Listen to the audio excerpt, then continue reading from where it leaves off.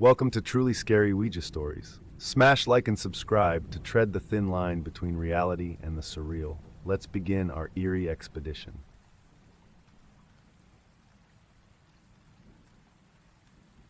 In the heart of October, beneath the hollow gaze of a crescent moon, the whispers of the past were about to seep through the cracks of the old Victorian drawing room in Eldridge. The gentle rustle of the autumn leaves outside could hardly mask the thumping of my heart as I, Daniel, skeptic by nature, faced the worn Ouija board that lay ominously on the table before us. It was Sarah's idea. She always had a knack for the peculiar, but tonight, her eyes sparkled with an eerie intensity that I couldn't quite place. Sarah, Mike, and I gathered around, our fingers tentatively touching the planchette. The room was dimly lit by a single lamp, casting long shadows that flickered on the walls, as if dancing to an inaudible tune. The air was thick with the scent of burning cedar from the fireplace, a smoky veil that seemed to blur the line between the living and the spectral. Action beat 1. As Mike cracked a joke about the spirits being on a coffee break, the planchette twitched abruptly under our fingers, silencing us. I laughed nervously, trying to convince myself it was just a fluke, but the atmosphere had palpably shifted. Sarah's eyes were locked on the board, her expression unreadable. The Ouija board, a relic she claimed to have found in her aunt's attic, suddenly felt like a Pandora's box, its mysteries clawing their way to the surface. With a forced swallow, I reassured myself of the logical explanations that must exist. Yet, as the planchette began to glide across the letters, spelling out hello, an unspoken fear simmered within me. Each letter was a soft echo in the otherwise silent room, a greeting from the unknown. Action beat 2. Who are you? Sarah's voice broke the heavy silence, firm yet noticeably trembling. The planchette accelerated, its movement eager, almost desperate. JACOB. It spelled, and Sarah gasped softly, her hands shaking. I eyed her with concern, realizing there was more to this night than a simple game. Jacob was her older brother, who had drowned tragically during their childhood. The room seemed to grow colder with the revelation, and the playful air with which we had started the night had evaporated entirely. There was a sincerity in Sarah's posture, a silent plea for answers, that locked us all in this unexpected seance. The reality of our game was morphing into something far more serious, far more sinister. As the whispers of Jacob, or whatever claimed his name, filled the spaces of our awareness, a chilling draft swept through the room, as if the veil between worlds had been lifted slightly, allowing the cold fingers of the beyond to touch us. What had begun as a light-hearted exploration was quickly morphing into a journey none of us were prepared for. Action beat 3.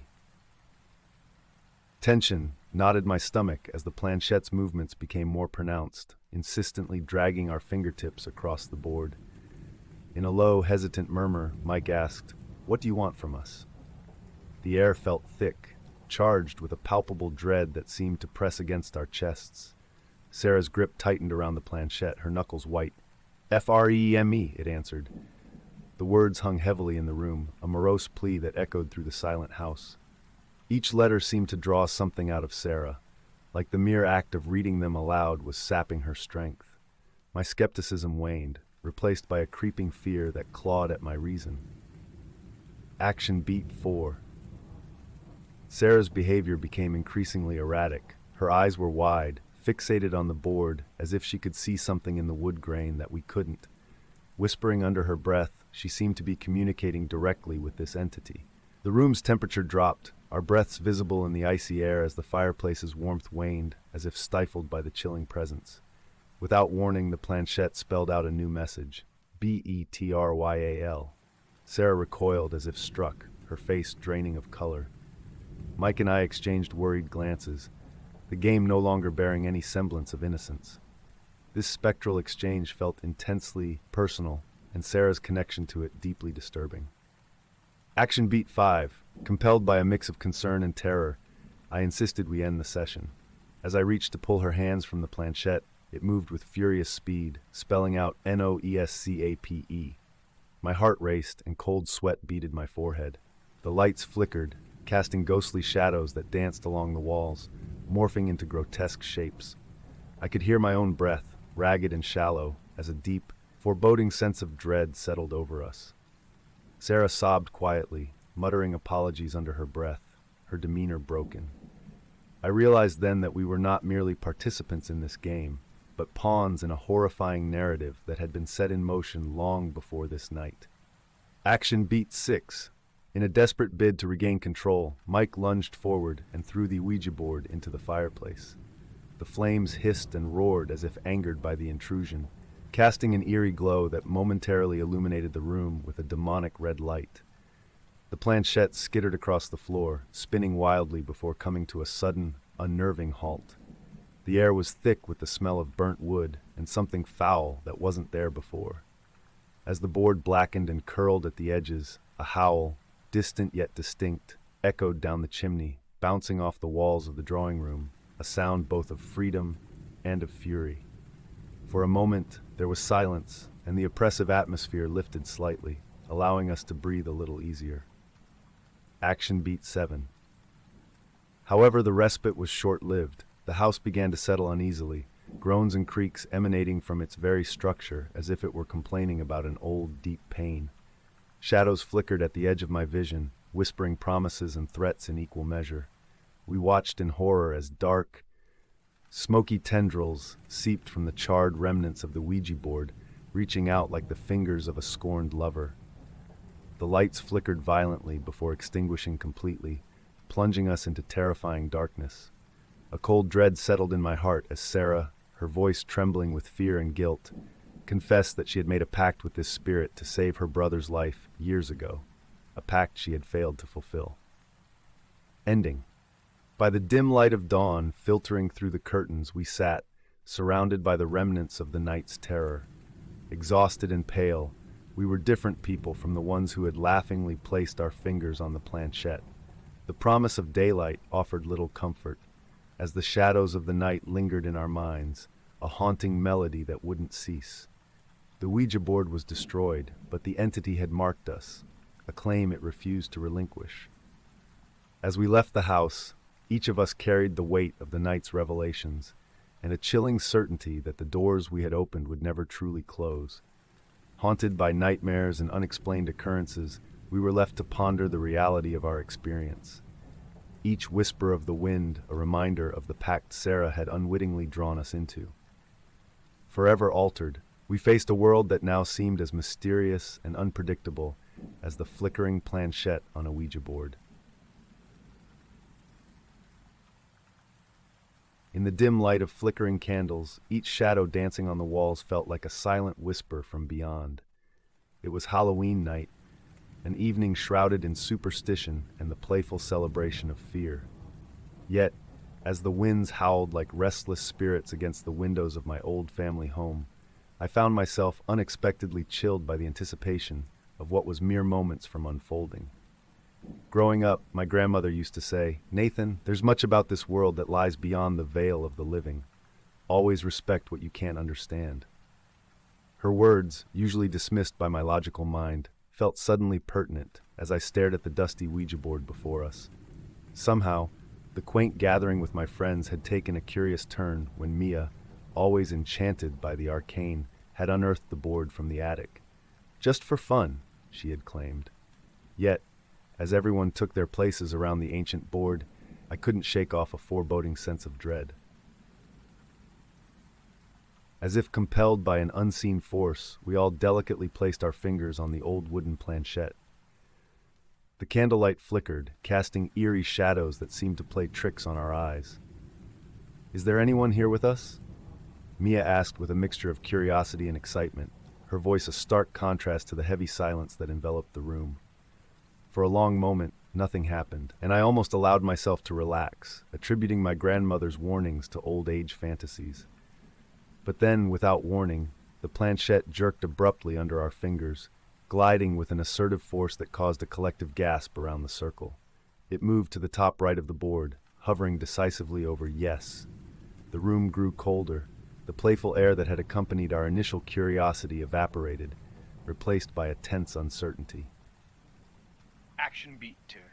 Usually the skeptic swallowed hard, his eyes widening as he stared at the board. "This isn't funny. Who's pushing it?" he demanded, his voice a harsh whisper that barely masked his fear. "It's not us, Derek. It's moving on its own," Mia replied, her voice both terrified and thrilled. I remained silent, a sinking feeling in my stomach as memories of my grandmother's warnings echoed in my mind. The planchette, as if possessed by a will of its own, began to glide again, this time spelling out a name none of us recognized, Eliza. It stopped abruptly, and the candles flickered as if struggling against an invisible breeze. The name hung in the air like a verdict, causing a shared shiver to travel through the group. My hands trembled on the planchette, and for the first time in my life, my skepticism faltered, crumbling under the weight of the undeniable reality before us. Action beat 3. The tension in the room peaked as the revelation of the name Eliza seemed to stir an unseen presence among us. Feeling emboldened, or perhaps compelled by fear, Mia leaned closer to the board. "Eliza, are you the one moving the planchette?" she asked, her voice a mixture of fear and fascination. The planchette buzzed under our fingertips as if charged with electricity and moved sharply to yes. The confirmation sent a chill down my spine, and the room temperature seemed to drop further, causing our breaths to fog in the candlelit room.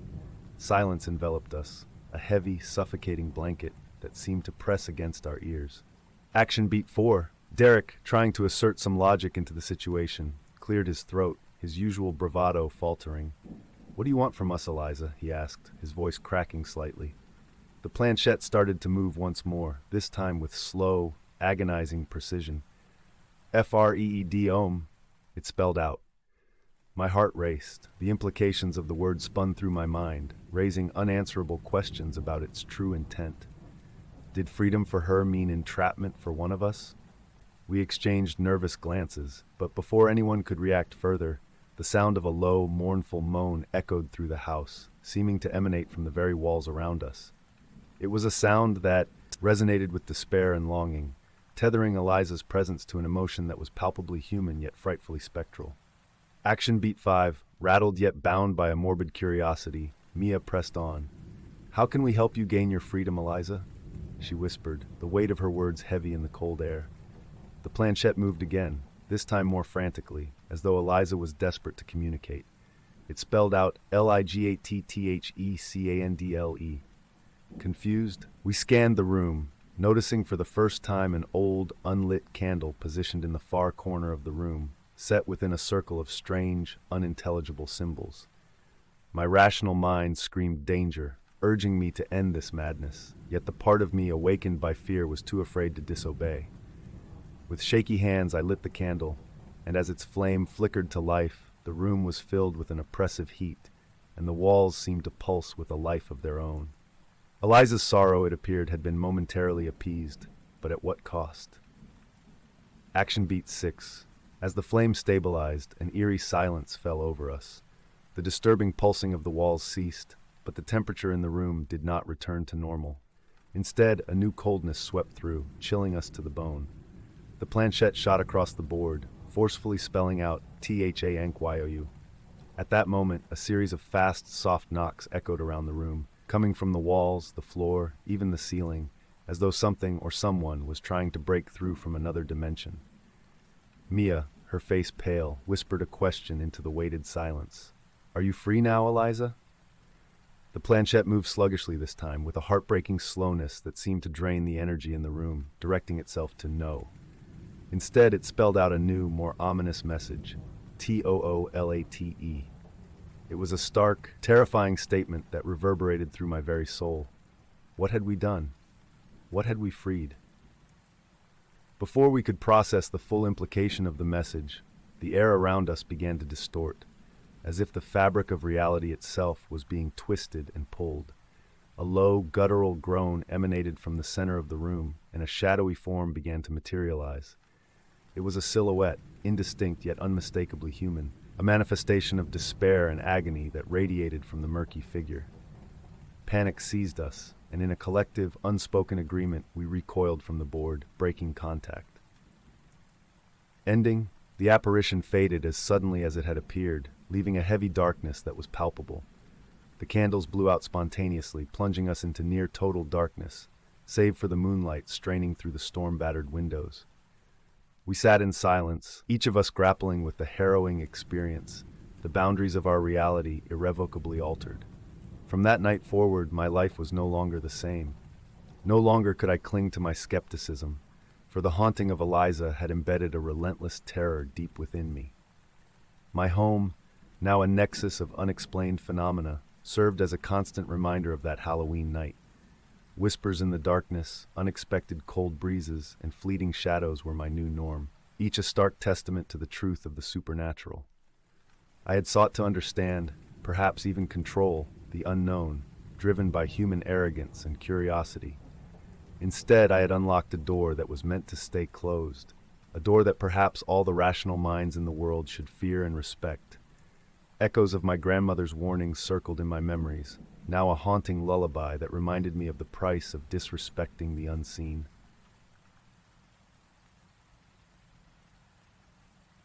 The air was crisp, the kind of piercing cold that sinks right to the bones, forewarning the recklessness of dabbling with the unseen on a night such as Halloween. A rattle of dead leaves followed my hurried steps towards the aged Victorian home that stood stoically at the end of Elm Street.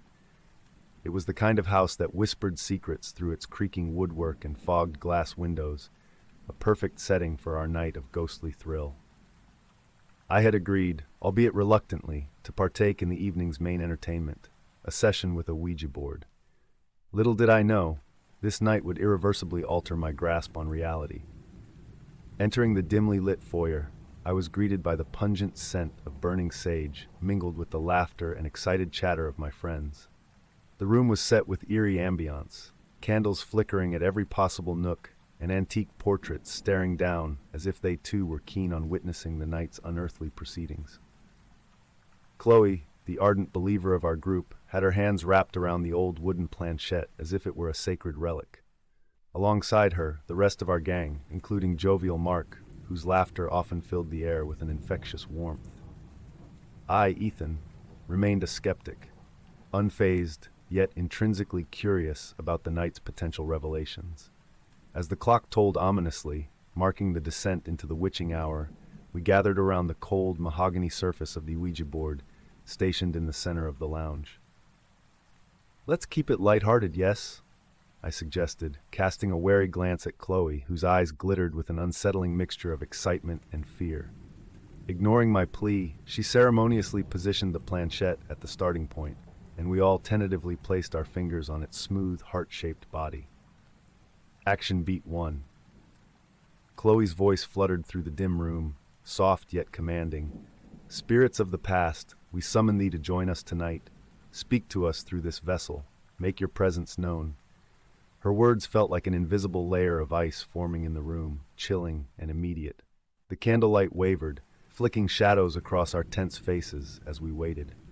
Slowly, almost imperceptibly at first, the planchette began to inch across the board toward yes. A collective gasp swept through the group as the reality of the situation began to dawn. Something beyond our understanding was responding. Mark's usually playful demeanor darkened, his eyes widening with both awe and fear, a mirroring of the emotions flickering through every soul present. Action beat 2. The atmosphere grew oppressively heavy, as though the air itself was thickening. "Who are you?" Chloe whispered into the hushed void. The planchette moved with more intent this time, spelling out THEFRGOTTEN. A chill whispered down my spine, the humor of our earlier adventures dissipating into a grave seriousness. "The Forgotten? Who or what is that?" I muttered, unable to mask my skepticism mingled with burgeoning dread. Yet, before anyone could theorize, the ominous force continued, spelling SECRETSWILUNFOLD. The candles flickered as if struggling against an unseen storm, casting our shadows in a macabre dance against the walls. The light touch of the planchette under our fingers felt increasingly like the pull of a powerful tide, inevitable and unstoppable. We were no longer players in this game, we were pawns. Action beat 3. The tension in the room escalated as an eerie silence followed the spirit's cryptic message. Mark, trying to inject some levity back into the situation, half-jokingly asked, "All right, what kind of secrets are we talking about here? Who's been stealing cookies from the cookie jar?" A nervous chuckle rippled through the group. but it died quickly as the planchette swiftly moved to spell out Betrayal. The word hung in the air like a heavy fog, pressing down on us with its implication. Suddenly, the jovial mask fell from Mark's face, replaced by a pale, stricken look. He withdrew his fingers from the planchette, hastily, as if burned.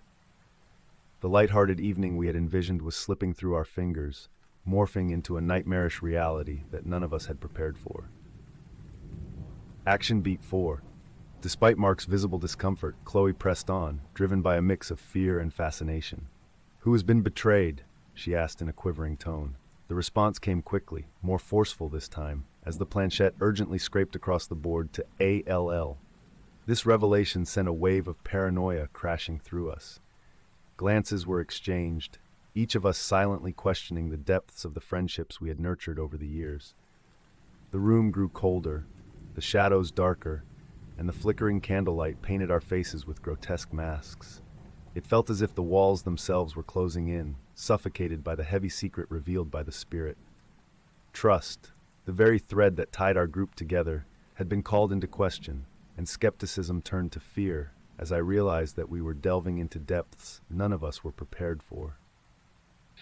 Action beat 5. Caught in a maelstrom of doubt and fear, our group seemed to fracture, the edges of our camaraderie fraying as the spirit continued its torment.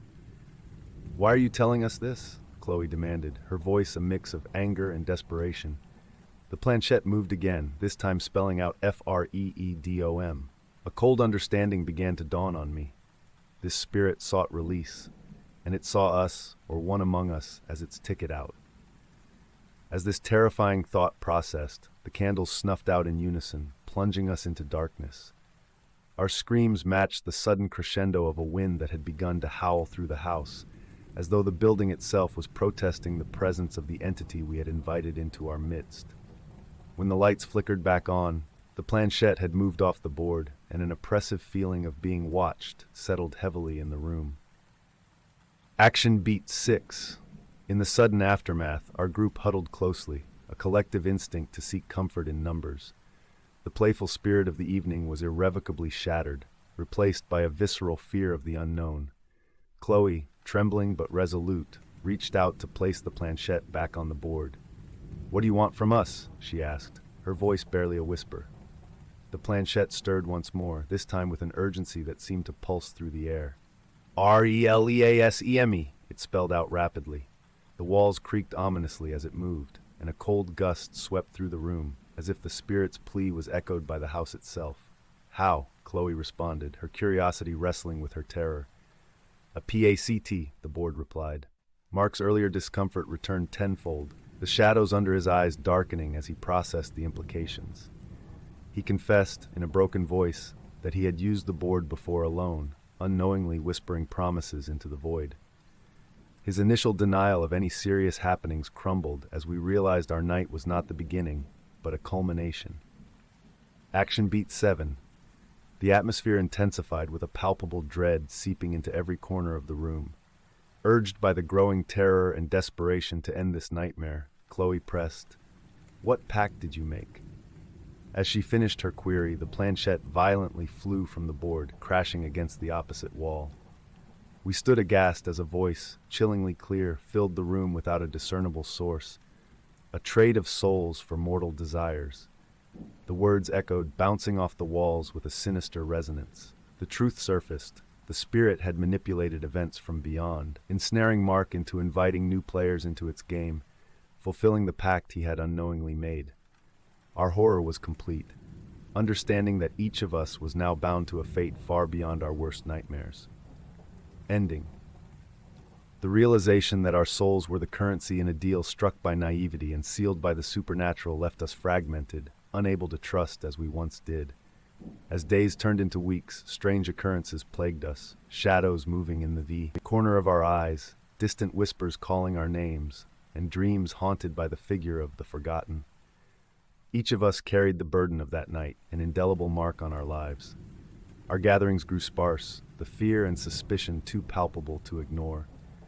Friendships that had once provided comfort and laughter now felt like chains binding us to a dark past we could never escape. the weight of the knowledge that somewhere in the spectral plane, a spirit held sway over our very beings, was a constant shadow over our existence. That night, carelessness and curiosity dragged us into a realm we were ill-prepared to navigate. The spirit, once confined to the whispers of the Ouija board, now lingered in every solitary moment, a reminder that some doors, once opened, can never be closed. Imagine being haunted not just by a ghost, but by a past you didn't know could break the boundaries of time and reality. What if the board game you played in jest remembers every word you said, every laugh shared, and every fear whispered? This isn't just a story. It's a haunting that begins with a seemingly innocent game, where words spoken can never be taken back. The old wooden door of our usual rendezvous, the slightly decaying college home that Jenna had recently bought, creaked eerily as I pushed it open. Light spilled out from the inside, casting long shadows that danced across the overgrown garden path. Laughter and music streamed out, wrapping around me like a warm blanket. It was a reunion, a reconnection with old college friends whose lives had diverged into adulthood, with only social media scraps keeping us loosely stitched together. Stepping inside, I was immediately enveloped in hugs and hearty pats on the back. Jenna, ever the mystical enthusiast, wore a flowing skirt that seemed to flutter with a life of its own. Marco, looking like he had just stepped out of a courtroom, still managed a grin that was every bit as genuine as it was during our late-night cram sessions. As the night deepened, red wine flowed and loosened tongues wove tales of the past, tales that perhaps grew taller with each telling. The room was warm, comfortably cluttered with mismatched furniture and draped with multicolored scarves that Jenna swore protected us from bad vibes. It was amidst this atmosphere of jovial nostalgia that someone, I still swear it was Marco in his infinite wisdom, unearthed an old Ouija board from a dusty cupboard. "It's just for laughs," Marco said with a dismissive wave of his hand as he placed the weathered board in the center of the creaky coffee table. I remember chuckling, a sound tinged with disbelief. "Do you really think we'll summon a ghost tonight? Or is this another one of your lawyer tricks to make us confess our darkest secrets?" I asked, the skeptic in me rising to the surface like a reflex. But Jenna was already setting the mood, dimming the lights and lighting candles that flickered shadows across our faces, turning our expressions into something flickering and surreal. She settled herself on the floor by the board, her fingers lightly touching the planchette. "Let's just have fun with it. Maybe we'll contact Shakespeare and finally settle whether he wrote all his plays." The initial laughter and jokes began to wane as the planchette started to creep across the board under the hesitant touch of our fingers. Silent anticipation replaced scoffs. Action beat 1. Our first question: was Innocent here with us? The planchette moved with a slow, almost imperceptible pull towards yes. A collective breath caught in our throats. The candle flames trembled, casting eerie shadows that seemed to play tricks on our eyes. Was it just the flicker of the candle causing it to seem as if the shadows were leaning closer, listening in? Jenna's voice was barely above a whisper, an unusual edge of seriousness dulling her usual playful tone. "Who is here with us?" The planchette moved again, this time with more purpose, more assurance. It spelled out Maria. A chill seemed to sweep through the room, the kind that digs into your bones. This wasn't a name familiar to any of us, yet it hung in the air like a specter we all somehow recognized. "Who is Maria?" Marco asked, his voice steady but his skepticism replaced with a trace of something else. Curiosity, perhaps, or was it fear? The atmosphere in the room had shifted palpably. No longer was there any laughter or scoffing at the silliness of the game. Everyone's gaze was fixed intently on the Ouija board, as if it were a lifeline that might explain the sudden drop in temperature and the odd feeling of being watched. The candles flickered aggressively, as if caught in a non-existent wind, and Marco cleared his throat before posing another question, with a caution he typically reserved for negotiating. "Tough legal deals. What do you want from us, Maria?" The planchette slid swiftly across the board this time, its movement almost frantic. "WATCH," it spelled out before coming to an abrupt halt. The room fell silent, each of us exchanging uneasy glances. The word watch echoed ominously in the now chillingly cold room. It felt as though every shadow, every flicker of candlelight was alive, watching and waiting. With rising apprehension, Jenna hesitated before speaking again, her voice a mixture of fear and fascination. "Why do you want us to watch?" Before our eyes, and without any of our fingers touching it, the planchette started to move independently, scraping lightly against the wood of the board as it spelled out, TONIGHT. A sense of dread settled over us, heavier than the shadows that seemed to creep closer from the corners of the room. This was no longer just an old college game revived for nostalgia's sake. Something inexplicable was unfolding. Action beat 5. I could feel the skeptic in me being smothered by the thickening atmosphere of fear. In an attempt to regain some control, I proposed a test, one that I hoped would prove this was nothing more than our collective imaginations running wild. "If you are really with us," I directed my voice toward the empty air that now seemed filled with the weight of invisible presences, "give us a sign."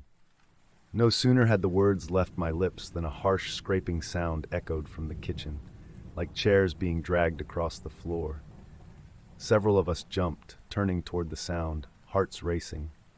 There was a palpable sense of something approaching, something that was no longer confined to the board but had taken an interest in us, lingering just beyond the reach of the flickering candlelight. In the eerie silence that followed, only the sound of our uneven breaths filled the room, each of us frozen, waiting, watching, as Maria had commanded. The chilling encounters escalated as shadows seemed to stretch and twist around the dimly lit room, morphing into sinister forms. I suggested, half in denial and half in dread, that we close the session. A proposal met with eager nods. Jenna's hands trembled as she moved the planchette to goodbye. But the moment the word was completed, the candles snuffed out in unison, plunging us into darkness. A collective gasp filled the air, pierced by a sudden, oppressive silence. In that darkness, the oppressive sense of something unseen but intensely present enveloped us. It was an encroaching void, thick with the palpable heartbeat of something ancient and malevolent. Fear clutched at my throat as soft, whispering voices filled the room, the words unintelligible, filled with a sinister hiss that made my skin crawl. Action beat 7. Flashlights flickered on, beams cutting through the darkness with trembling uncertainty. As light returned, it became apparent that something had changed. The air felt denser, charged with static. Marco, usually the composed one, whispered hoarsely, "We need to leave now." As we gathered our belongings, preparing to flee the nightmare that had invaded the safety of our reunion, a loud, heart-stopping bang echoed from the hallway. The front door slammed shut by an unseen force, its reverberation a clear denial of escape. Jenna sobbed quietly, her earlier enthusiasm for the supernatural transformed into regret. Marco tried the door, his efforts futile as it remained unyielding, sealed as if by the very spirits we had dared to contact. Panic crept up my spine as the realization dawned on us. Maria, or whatever had come through, wasn't going to let us go easily. Ending. Bound by the haunting and unable to leave, we were left with no choice but to confront what we had awoken. One by one, my friends broke, their mental fortitude crumbling under the weight of our grim predicament. Jenna, whispering apologies to the air, sat frozen by the silent board. Marco paced relentlessly, a man on the edge of reason. As for me, I awaited dawn, watching as the first light filtered through the curtains, its warmth a stark contrast to the cold dread that had settled in my bones. The daylight emboldened us enough to try the door again, which mysteriously opened as if no force had ever held it shut. We left the house not as friends who had shared a playful night of reunion, but as survivors marked by an unseen scar. Something had changed within me. A shiver that ran down my spine every time the wind whispered, a jump at every shadow in my peripheral vision. Maria and the pact forgotten in youthful folly remained etched in my reality, an echo of the dam that refused to fade even as time moved on. The Ouija board, untouched and dusty, stayed behind in the house, a relic of a night when boundaries were crossed and past follies were paid in full. It was a reminder that some doors, once opened, might let in more than just spirits. They might let in the darkness itself, lurking just beyond the veil, forever watching, forever waiting. The storm had already begun to gnash its teeth against the windows of the old porterhouse, as Sarah, Mike, and I huddled around the worn Ouija board that lay atop the dusty living room table. The air tasted of old wood and the slight tinge of mildew that crept along the walls. It was supposed to be a night for seeking closure, for touching something beyond. The unseen, as Mike liked to call it. Yet all I felt was dread pooling in my gut. I never thought I'd find myself back at the porterhouse, with its peeling wallpaper and memories layered like sediment in a forgotten sea.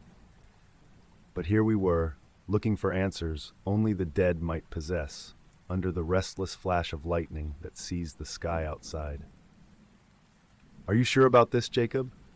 Sarah's voice cut through the muffled drumming of rain against the roof, her eyes green pools of concern. Her fingers hesitated over the planchette, the heart-shaped piece of wood poised to move at the slightest touch.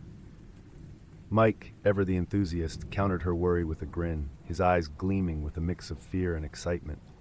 "It's just a game," he said, though the ominous flicker of candles belied his casual tone.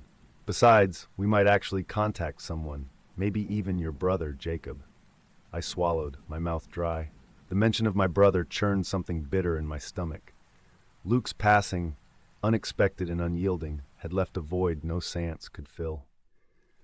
Yet there I was, driven by a swelling mix of desperation and skepticism, hoping against reason that we might breach the veil that separated the living from the dead. Sarah shot Mike a warning glance before returning her attention to me. "If it gets too intense, just say the word and we stop. No questions asked." Nodding, I took a deep breath, staring down at the letters inscribed in the wood, aged and almost mystical. "All right, let's do this," I finally muttered, placing my fingers lightly beside Sarah's. Mike initiated, his voice barely above a whisper, yet firm against the howl of the wind. "Is there anyone here with us? Anyone who wishes to communicate?" The planchette stirred, a slow, almost indiscernible movement at first, as if awakening from a long slumber.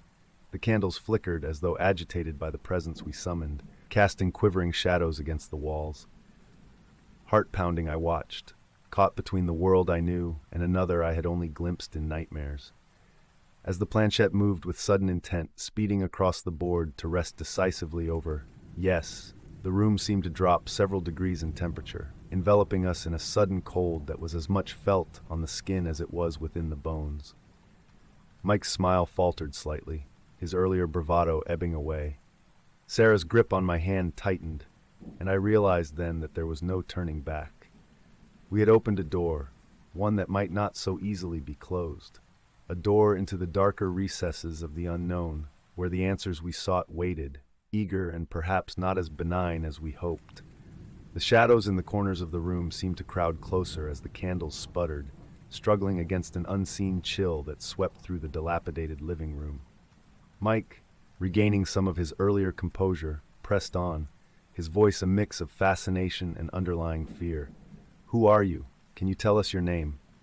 The planchette began to glide again, with more urgency this time, as if the spirit had been eagerly anticipating the question. It moved quickly, spelling out a name. Andrew. "Andrew," Sarah whispered, her voice trembling slightly. "Are you at peace, Andrew?" The air felt thick, charged with a tension that made it hard to breathe.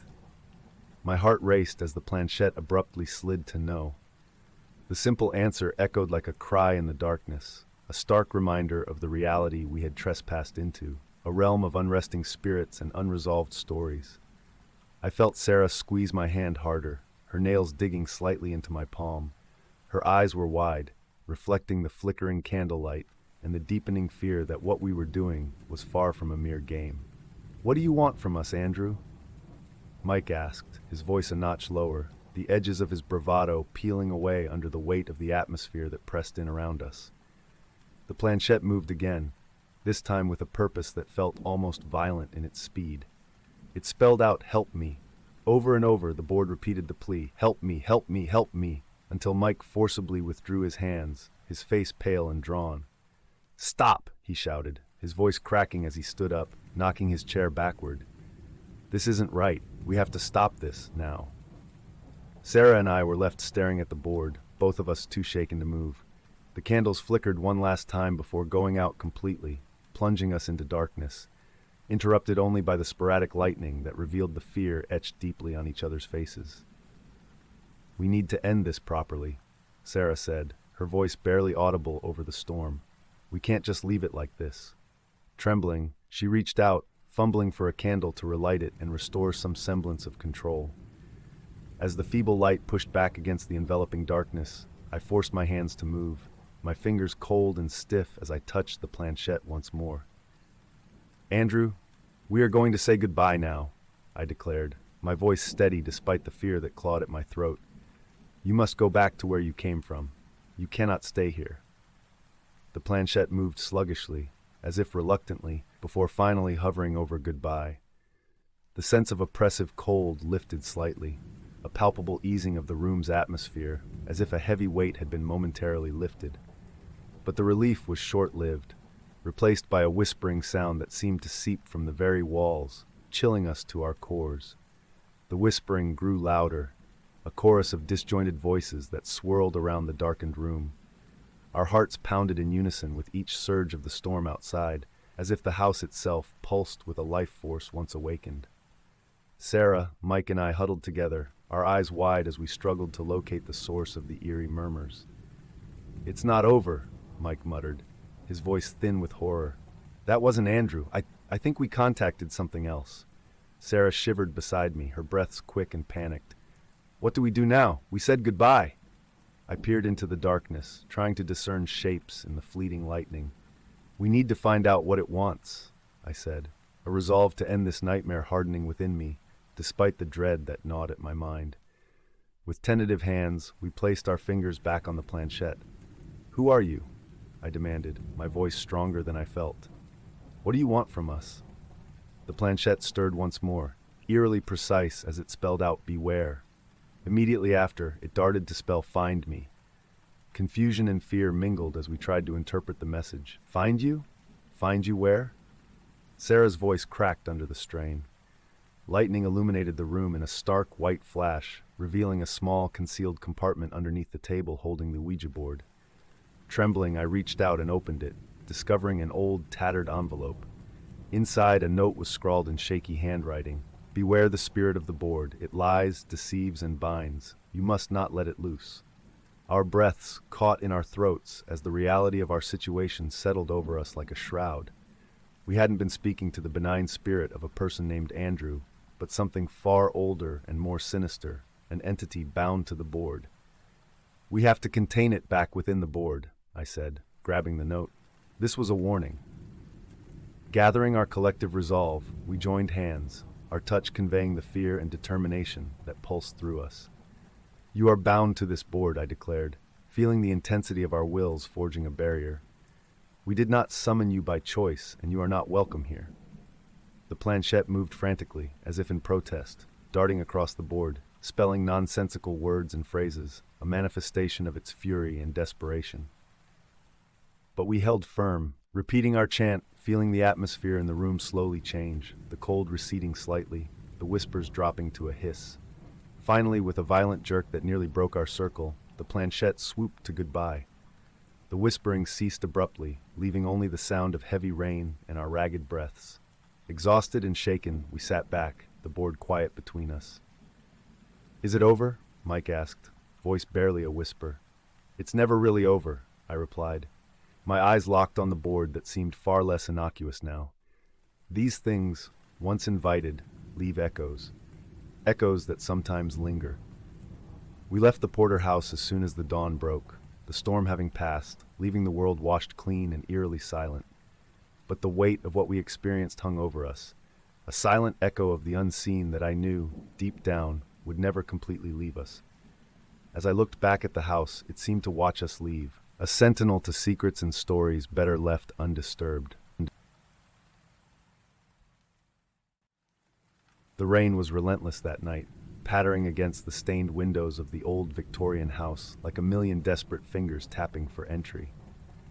Even as I approached the grand, somber-looking archway of Mia's family home, shadows seemed to lurk in the corners of my vision, flitting away whenever I tried to focus. I shivered, not just from the chill of the autumn storm, but from an inexplicable dread that clawed at my insides. Inside, The warmth of the fireplace and the familiar faces of my friends, Jamie, Chris, and Mia, did little to temper the eerie atmosphere that clung to the cobwebbed ceilings and the ancient wallpaper, peeling like dead skin.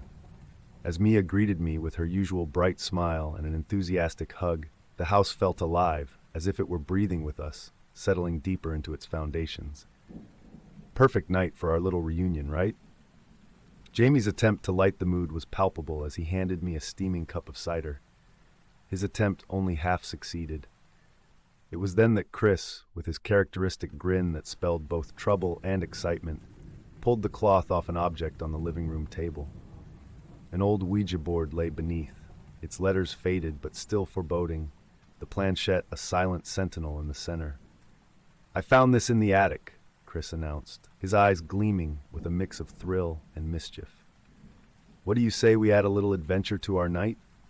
Mia hesitated, casting a nervous glance around her ancestral home. "I don't know, Chris. This house, it has history." But curiosity, as it often does, overcame our initial reservations. The storm outside had knocked out the power, and with nothing but candlelight casting dancing shadows on the walls, we gathered around the Ouija board. The flickering light seemed to animate the board, giving life to the words etched in wood. "Yes, no, hello, goodbye." "Is there anybody here with us?" Chris asked, his voice a mix of skepticism and hope. We all placed our fingers lightly on the planchette, our breaths held in a collective silence. Slowly, almost imperceptibly at first, the planchette crept towards yes. My heart raced, and not entirely from fear. There was an exhilaration in the unknown, a dark curiosity that welled up from somewhere deep within me. The candles flickered as if in a sudden draft, casting elongated shadows across the wall that swayed like specters. Jamie swallowed hard, his earlier jovial demeanor replaced with furrowed brows. "Who are you?" he asked, his voice barely a whisper. The planchette moved again, more confidently this time, the wood creaking softly under our fingers. It spelled out slowly, Evelyn. Mia gasped, her face draining of color. "That's my mother's name," she breathed, her eyes wide with a mix of fear and sorrow. She had never mentioned her mother much, only that she had passed away in this very house many years ago. The revelation hung in the air, heavy like the storm clouds outside. Here we were, in Mia's haunted house, contacting a spirit that claimed a name we could not ignore. What had begun as a playful delve into the paranormal was suddenly starkly personal and intensely more real. As the wind wailed outside, mirroring our mounting unease, we knew that whatever game we thought we were playing had changed. We were no longer the players. We were part of the game itself. The air seemed to thicken, oppressive in its stillness, as Mia asked with a trembling voice, "Mom, is that really you?" The candles around us flickered wildly as if caught in a storm, despite the still air inside the room. The planchette moved with urgency now, sliding under our fingertips with a purpose that had all of us stifling screams. It spelled out one word, warning. "What are you warning us about?" I dared to speak, my scientific curiosity piquing despite the terror that set my heart pounding against my chest. Chris's hand trembled on the planchette, his usual bravado waning in the shadow of the unfolding reality. The response was swift and chilling. The pact. Jamie pulled his hand back as if scorched, shaking his head. "No, this isn't right. We shouldn't be messing with this. We need to stop." His voice was a panicked whisper, but his protest was drowned out by a sudden gust that slammed the house, causing the windows to rattle and the doors to groan.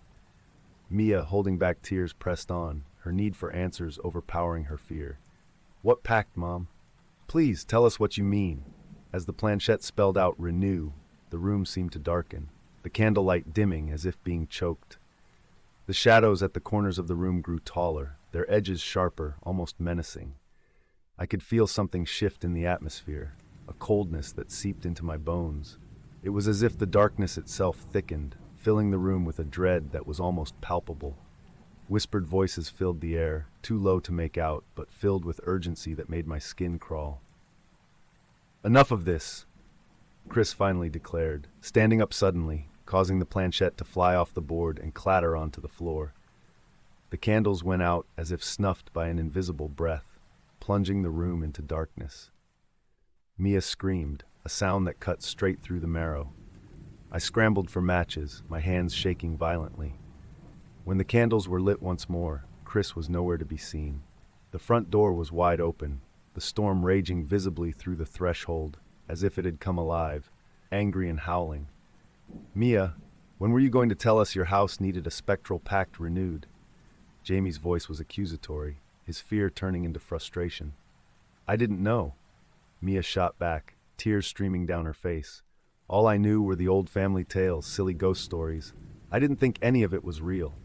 The cold seeped deeper, an unnerving silence falling over us as we stood, staring at the gaping door, none daring to step outside into the storm. The house felt no longer just a house, but a living, breathing entity, aware of our trepidation and perhaps even feeding off it. As we gazed into the inky darkness of the night, the reality of our situation settled in. We were part of something much larger and far more sinister than a mere game.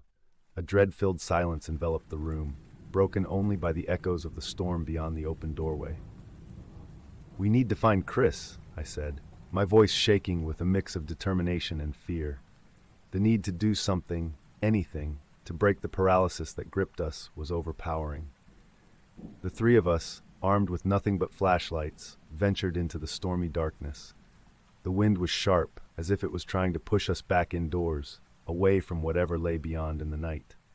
We called for Chris, our voices almost drowned out by the howling wind and the crack of thunder overhead. The search was frantic and aimless. We moved through the trees, their gnarled branches like fingers reaching out to snag our clothes, to hold us back. After what seemed like hours but were only minutes, we circled back to the house, defeated and shivering. The door, which we had left flapping in the storm, now stood eerily silent and closed. The candles inside flickered, as if welcoming us back into the fold of a nightmare. Stepping inside, our eyes immediately drawn to the Ouija board, we saw the planchette had moved. None of us had touched it, yet there it lay on a new message. One gone, pact bound. The air was sucked out of the room as the gravity of the words hit us. It wasn't just any spirit, it was a keeper of agreements, of old, binding pacts that required something or someone to fulfill them. Jamie collapsed into a chair, his head in his hands, unable to come to terms with the possibility that something supernatural had claimed Chris as part of a ritual we barely understood. Mia stood frozen, her family's legacy now a curse that had threatened her friends. I felt numb, overwhelmed by the irrevocable change in our realities. We had played with fire, and now we were burned, left to face an altered existence where the veil between the seen and the unseen was torn. The following days were a haze. The absence of Chris created a void that was more than his missing presence. It was as if part of the reality we clung to had slipped away with him. Officials were called, search parties sent out, but no trace of Chris was ever found. It was like he had vanished into thin air, a story that was as unbelievable as it was true. As weeks turned to months, I started feeling a presence, whispers at the margin of my hearing, the briefest glimpses of shadows shifting at the edge of my vision. I moved through days in a fog, haunted by the night we touched the beyond, and it touched back. In recounting this story, I wonder if the pact was renewed not just through Chris's disappearance, but through the imprint it left on those who remained. The board was never used again, locked away in the attic where Chris had found it, yet the echo of its power lingered. As I write this, a chill runs down my spine. The shadows in my room seem deeper, the whispers clearer. It's a reminder, a realization that some doors once opened reveal paths that are walked forever. A pact bound by spirit and sacrifice, a story of curiosity turned to horror, and the knowledge that some answers come at an unimaginable price. What began as a whisper through an old Ouija board ended as a shout into the abyss of our haunted lives.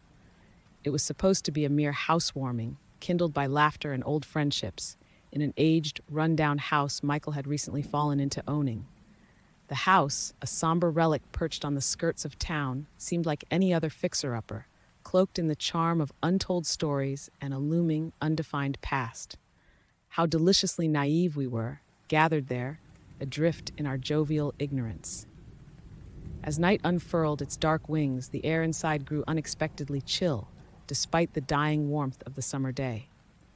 Michael, always the host with the most, led us on an impromptu tour, The house was an eclectic mix of outmoded furnishings and long corridors that whispered secrets in every creaking wooden floorboard beneath our feet. And then, in the dusty shadows of the attic, amidst discarded boxes and faded newspapers, we found it, a Ouija board, its surface layered with the grime of neglect, yet undeniably beckoning. Its mere presence twisted our light-hearted adventure into a spine-chilling script. "Let's give this a whirl, shall we?" Michael chuckled, his eyes glittering with a mix of excitement and the unvoiced thrill of the forbidden. His sudden proposal hung in the stale air, heavy like a premonition. Reluctantly, yet somehow inevitably, we gathered around the forgotten oracle. The board felt strangely cold under my fingertips as we placed them lightly upon the planchette. Skepticism breathed within me, but the atmosphere, heavy with the musky scent of old wood and the unknown, painted strokes of doubt across my rational mind. Emily, her face pale and her voice barely a whisper, echoed the discomfort I felt. "Are we sure about this?" she murmured, her fingers trembling slightly upon the wooden heart that promised to dance with spirits. But fueled by Michael's jest and the magnetic pull of the unknown, we proceeded. With a collective, deep breath that seemed to draw the remaining warmth from the room, we asked our first question into the expectant silence. "Is anyone there?" The planchette stirred, slow and almost begrudging at first, before it slid with a purpose we could not ascribe to any among us. Neveralone. The letters were spelled out with methodical certainty, and as the reality of the response settled upon us, an icy draft slipped through the room, punctuating the board's eerie declaration. Laughter broke out nervously amongst us, a countercharm to the creeping dread that sought to root in our hearts. But even as we chuckled, the room's temperature dipped further, enough for our breaths to cloud in brief spectral puffs. Faint but distinct, whispers shuffled through the shadows, as though the house itself responded in hushed tones. Michael's voice trespassed the growing apprehension, still laced with false bravado. "It's just a draft. Old houses like this are full of them," he declared, though his eyes darted uneasily around the dimly lit attic. Our session with the board was only beginning, but the narrative of our night had irreversibly shifted, veering into a suspense none of us had truly anticipated, let alone desired. The planchette seemed to move with more urgency now, as if driven by an unseen force that grew bolder with each of our heartbeats. In the dim candlelight, our shadows played grotesque dances across the walls, creating a haunting spectacle that mirrored the turmoil brewing within us. "Ask it something else," Emily's voice quivered, a stark contrast to her initial curiosity. "Something we couldn't know, to prove." Her voice trailed off, uncertain. Summoning a facade of courage, Michael leaned in, his voice a mix of challenge and fear. "All right, if you're really not just a draft, tell us something we don't know. Show us you're here." No sooner had the words left his mouth than the entire room felt as though it plunged several degrees into iciness. The candles flickered violently as if protesting against an encroaching darkness. We all drew a sharp breath, bracing against the biting cold when a new horror unfolded before us. The windows began to steam up from no discernible source, and as we watched, words started to appear on the fogged glass. "AELPUS," they read, scrawled as though fingered by an invisible hand. The room fell silent, the only sound our synchronized heartbeats thudding against the oppressive thick air of the attic. Fear solidified like ice within my veins, paralyzing, as the stark reality of our encounter descended upon us. In a chaotic burst of fear, we collectively agreed to push the planchette to goodbye. But instead of complying, it began to dart across the board in a maddening flurry of letters, spelling nothing coherent, an apparent testament to the turmoil we had unwittingly unleashed. The candles snuffed out suddenly, casting us into near darkness, saved only by the moonlight leaking around the shades of the now fogged windows. Panic, thick and palpable, filled the room as Emily whimpered softly beside me. "Enough," I declared, my voice cracking as I pulled my hand back from the planchette, breaking the circle. An eerie silence followed, dense and suffocating, as if the house itself held its breath. Then, from somewhere within its bowels, a loud bang resounded, making us all jump. We exchanged wide-eyed looks, the realization dawning that none of us was eager to see what had caused the sound. Michael, his humor now completely extinguished by fear, took charge. "We need to check this out.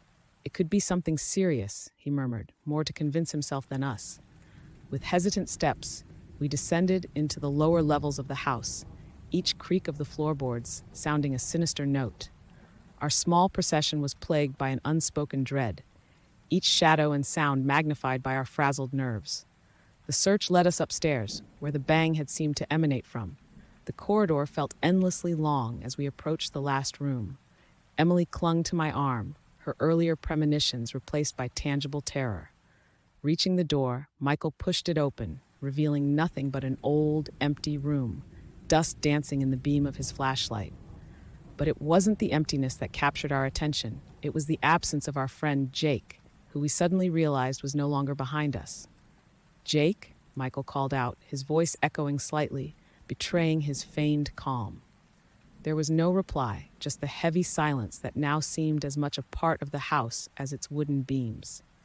As we turned to retrace our steps, a growing dread filled me. What started as a game had spiraled into a nightmare, one that had just taken an inexplicably darker turn. Our footsteps echoed ominously as we retraced our path, the atmosphere dense with the weight of our collective dread. The realization that Jake was missing turned our already rattled nerves into brittle, frayed edges of panic.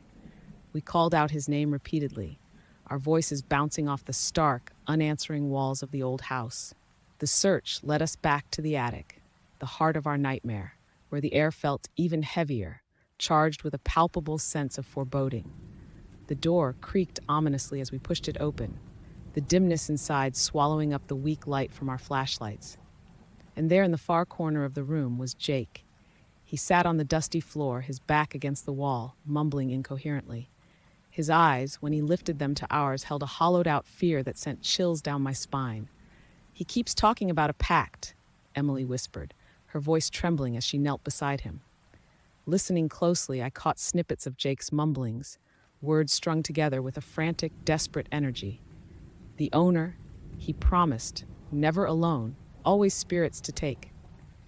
The implications of his words were a chilling revelation. The previous owner's entanglements with the spirit world, it seemed, had left a lingering, malevolent presence in the house, one that was not confined to the dusty old Ouija board. Gathering our resolve, we decided to leave the house immediately. Ignoring the whispers that seemed to cling to our heels, we half-dragged, half-carried Jake outside into the cold clarity of the night air. As we looked back at the looming silhouette of the house, it felt as though it watched us go, its windows like dark, knowing eyes. The ordeal, however, did not end with our departure from the house. In the days that followed, each of us felt an invisible thread tugging us back towards the shadowed whispers of that night. Shadows lingered a little longer in our rooms, and whispers brushed against our ears in quiet moments. It seemed as though the spirits had indeed claimed us, marking us with an unseen, indelible ink.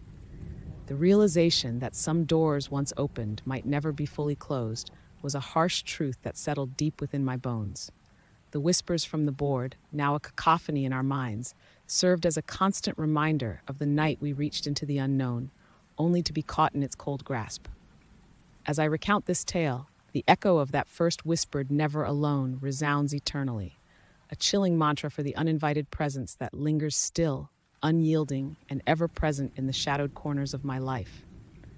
The Ouija board was not just a game, but a portal, and we had stepped through it naively, irrevocably entwining our fates with what lay beyond. And now we live with the consequences, haunted by the echoes of the damned, a reminder of that night when curiosity drew us into a nightmare without end. The attic was cold, the kind of bone-chilling cold that seeps into your very marrow, untouched by the sporadic warmth from the flickering bulb that dangled overhead. Thunder growled in the distance, as if protesting our intrusion into the shadow-laden realm of forgotten things. Ethan's voice, both curious and commanding, shattered the silence. "Hey, what's this?" His fingers, caked with dust, wrapped around the edge of a wooden box tucked beneath a moth-eaten blanket. Mia, her heart a small drum in her chest, leaned closer. "Looks old, really old." The air thickened with the must of decay and the untold stories of decades past. With a shared glance of reckless curiosity, they summoned Lucy over, and together they opened the box to reveal a Ouija board. Its letters faded but legible, the planchette still glossy as if waiting patiently for its next game. "It's just a game, right?" Lucy's voice trembled slightly, betraying her feigned disinterest. "Only one way to find out," Mia replied, her eyes gleaming with a mixture of fear and thrill. They set the board on an old trunk, the makeshift table between them, as the storm outside crescendoed, as if cueing their next move. Action beat 1, initial contact. The room seemed to hold its breath as their fingers collectively touched the planchette. Mia asked the first question, her voice a whisper. "Is there anyone here with us?" The planchette stirred, dragging their fingertips with it, haltingly at first, then with purpose. It slid across to yes. The simple affirmation sent a wave of silent panic through the trio. Ethan, face skeptical, broke the silence with a logical whisper. "It's just subconscious movements, right?" Yet, as if offended by his disbelief, the planchette moved again, this time more swiftly, spelling out, "They watch you." Action beat 2. Escalation of unsettling messages. Choked laughter escaped Ethan as he tried to lighten the mood. "Who's watching us?" "The attic rats." His attempt to mock the situation faltered as the room temperature dropped, their breaths visible in the air. Mia, driven by a mix of fear and fascination, pressed on. "Who are you?" The planchette raced across the board, its movements confident and chilling as it spelled "Watcher." Before they could process this, it moved again, spelling out, "Beware." Lucy pulled her hands back as if burned. "This is wrong. We shouldn't be doing this." Her eyes darted around the dimly lit attic, half expecting to see a manifestation of their unseen communicator. But Mia, adrenaline coursing through her veins, persisted. "What should we beware of?" she asked, her voice barely above a whisper. In response, the lights flickered. A gust of wind rattled the old windows, and somewhere, deep within the bowels of the house, something thudded, heavy and ominous. The planchette spelled out one final word before they could regroup. Everything. In that moment, the game changed. What started as a dare among friends morphed into a terrifying intrusion into the unknown, the unearthly. The attic, with its shadows and secrets, felt suddenly alive, watching, waiting. As the echo of that last message reverberated through their minds, the real horror settled in. They were not alone. Action beat 3. Breaking the session. The tension in the room congealed into a thick, palpable fear as the whispers of everything hung in the stale air. Lucy's hands shook as she reached toward the board, intent on ending this nightmare. "We need to say goodbye. Now." Her voice was a stark contrast to the eerie silence that had embraced the room. Hesitantly, they placed their fingers back on the planchette, urging it towards goodbye. But as if seized by an unseen force, the planchette resisted, snapping back to the center of the board. Ethan's usual composure frayed. "It's not letting us leave." Mia's eyes, wide with fear, darted towards the board again. "We have to try again, together." With collective resolve, they pushed against the resistance, but the planchette spiraled out of control, spelling out "stay" over and over, each iteration more forceful than the last. Action beat 4. Unnatural phenomena. As their struggle with the board intensified, the storm outside crescendoed in tandem. Thunder boomed, as close and as loud as artillery fire, shaking the old house to its bones. The lights flickered more violently, succumbing intermittently to darkness. Their only illumination, the bursts of lightning that painted the room in stark, ghostly white. From the shadowed corners of the attic, the creaks and groans of the house sounded ominously like stealthy steps creeping towards them. Ethan, usually the skeptic, whispered fearfully, "We need to stop. Something's not right." Ignoring his pleas, Mia, driven by a desperate need to end this correctly, pushed the planchette with trembling fingers. "Goodbye. We need to say goodbye." Action beat 5. Forceful termination and immediate aftermath. Finally, with a surge of collective effort and fear-induced adrenaline, they managed to drag the planchette to goodbye. The moment it touched the word, the board seemed to release them, the planchette falling lifeless under their fingers. Instantly, the room brightened slightly as the lights steadied, and the thunder outside muted to a distant grumble. Panting, hearts pounding in their chests like war drums, the friends staggered back from the board, eyes wide and disbelieving. "We're done," Lucy declared, voice trembling, eyes not leaving the board as if it might jump to life again. They packed the board back into its box with hands that could barely coordinate, shoving it into the darkest corner of the attic. Descending the attic stairs, each step took them further away from the darkness above, but did nothing to alleviate the darkness that had settled inside them. Once downstairs, the atmosphere was starkly different. The familiar seemed foreign, each shadow a lurking threat. They huddled together in the living room, not speaking, each lost in their thoughts haunted by the reality of what they had experienced and the lingering fear that maybe, just maybe, they hadn't closed the session as thoroughly as they hoped. Action beat 6. Lingering presence and first predictive manifestation. In the days that followed, a palpable sense of unease enveloped Mia, Ethan, and Lucy. The comfort of daylight brought little relief. Mia was the first to notice the subtleties. Her keys would vanish, only to reappear in places she'd never put them. Photos seemed slightly askew. Windows would be found open when she was certain she had closed them. It was unsettling, but nothing she couldn't rationalize away until the first prediction came true. It happened to Lucy. The board had warned, lost soon. 2 weeks later, her grandmother, who had been in perfect health, suddenly passed away. The shock sent ripples of dread through the trio, a chilling reminder of the board's ominous power. Their skepticism waned under the growing weight of inexplicable occurrences, each event binding them tighter in a web of fear. Action beat 7, confrontation and desperate search for resolution. Determined to sever this connection, they reconvened at Mia's house, their expressions grim. "We need help," Ethan declared, his usual skepticism drowned by the tide of recent events. They contacted a local medium, known for her expertise in the paranormal, hoping she could close what they now believed to be an open portal to the spirit world. The medium, a stern woman with penetrating eyes, arrived with an air of solemnity. She set up in the living room, the same room where they had played with the board. Her rituals were intense, involving chants and various esoteric paraphernalia. As she worked, the air grew thick, the edges of the room dimming as if shadows were leaning in, suffocating the light. Her face contorted in concentration, then suddenly relaxed. "It's done," she sighed, "but be wary. Some doors once opened may never close fully." Ending, an unending haunting life returned to a semblance of normality, but the edges of their reality remained frayed. Mia continued to feel watched, an unseen presence lingering just out of sight. Ethan, once a fierce skeptic, now jumped at shadows, his demeanor forever altered.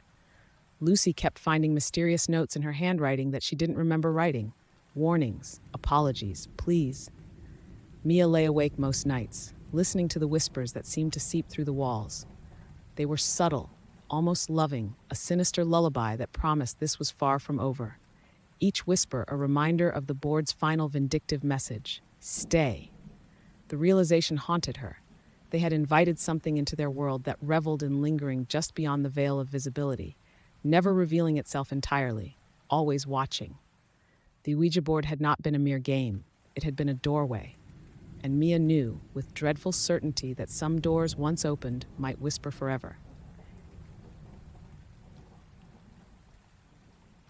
The attic was cold, the kind of bone-chilling cold that seeps into your very marrow, untouched by the sporadic warmth from the flickering bulb that dangled overhead. Thunder growled in the distance, as if protesting our intrusion into the shadow-laden realm of forgotten things. Ethan's voice, both curious and commanding, shattered the silence. "Hey, what's this?" His fingers, caked with dust, wrapped around the edge of a wooden box tucked beneath a moth-eaten blanket. Mia, her heart a small drum in her chest, leaned closer. "Looks old, really old." The air thickened with the must of decay and the untold stories of decades past. With a shared glance of reckless curiosity, they summoned Lucy over, and together they opened the box to reveal a Ouija board. Its letters faded but legible, the planchette still glossy as if waiting patiently for its next game. "It's just a game, right?"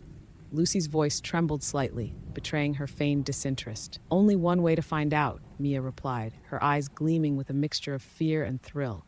They set the board on an old trunk, the makeshift table between them, as the storm outside crescendoed, as if cueing their next move. Action beat 1, initial contact. The room seemed to hold its breath as their fingers collectively touched the planchette. Mia asked the first question, her voice a whisper. "Is there anyone here with us?" The planchette stirred, dragging their fingertips with it, haltingly at first, then with purpose. It slid across to yes. The simple affirmation sent a wave of silent panic through the trio. Ethan, face skeptical, broke the silence with a logical whisper. "It's just subconscious movements, right?" Yet, as if offended by his disbelief, the planchette moved again, this time more swiftly, spelling out, "They watch you." Action beat 2. Escalation of unsettling messages. Choked laughter escaped Ethan as he tried to lighten the mood. "Who's watching us?" "The attic, rats."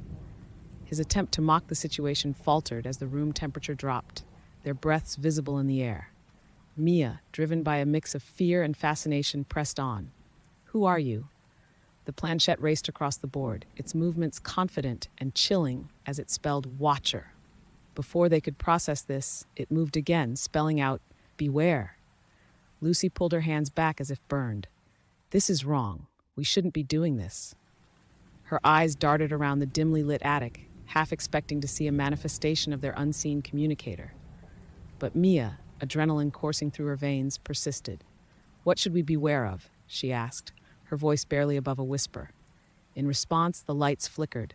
A gust of wind rattled the old windows, and somewhere, deep within the bowels of the house, something thudded, heavy and ominous.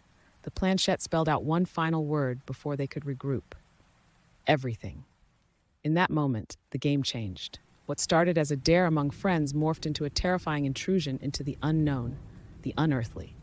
The attic, with its shadows and secrets, felt suddenly alive, watching, waiting. As the echo of that last message reverberated through their minds, the real horror settled in. They were not alone. Action beat 3. Breaking the session. The tension in the room congealed into a thick, palpable fear as the whispers of everything hung in the stale air. Lucy's hands shook as she reached toward the board, intent on ending this nightmare. "We need to say goodbye. Now." Her voice was a stark contrast to the eerie silence that had embraced the room. Hesitantly, they placed their fingers back on the planchette, urging it towards goodbye. But as if seized by an unseen force, the planchette resisted, snapping back to the center of the board. Ethan's usual composure frayed. "It's not letting us leave." Mia's eyes, wide with fear, darted towards the board again. "We have to try again, together." With collective resolve, they pushed against the resistance, but the planchette spiraled out of control, spelling out "stay" over and over, each iteration more forceful than the last. Action beat 4. Unnatural phenomena. As their struggle with the board intensified, the storm outside crescendoed in tandem. Thunder boomed, as close and as loud as artillery fire, shaking the old house to its bones. The lights flickered more violently, succumbing intermittently to darkness. Their only illumination, the bursts of lightning that painted the room in stark, ghostly white. From the shadowed corners of the attic, the creaks and groans of the house sounded ominously like stealthy steps creeping towards them. Ethan, usually the skeptic, whispered fearfully, "We need to stop. Something's not right." Ignoring his pleas, Mia, driven by a desperate need to end this correctly, pushed the planchette with trembling fingers. "Goodbye. We need to say goodbye." Action beat 5. Forceful termination and immediate aftermath. Finally, with a surge of collective effort and fear-induced adrenaline, they managed to drag the planchette to goodbye. The moment it touched the word, the board seemed to release them, the planchette falling lifeless under their fingers. Instantly, the room brightened slightly as the lights steadied, and the thunder outside muted to a distant grumble.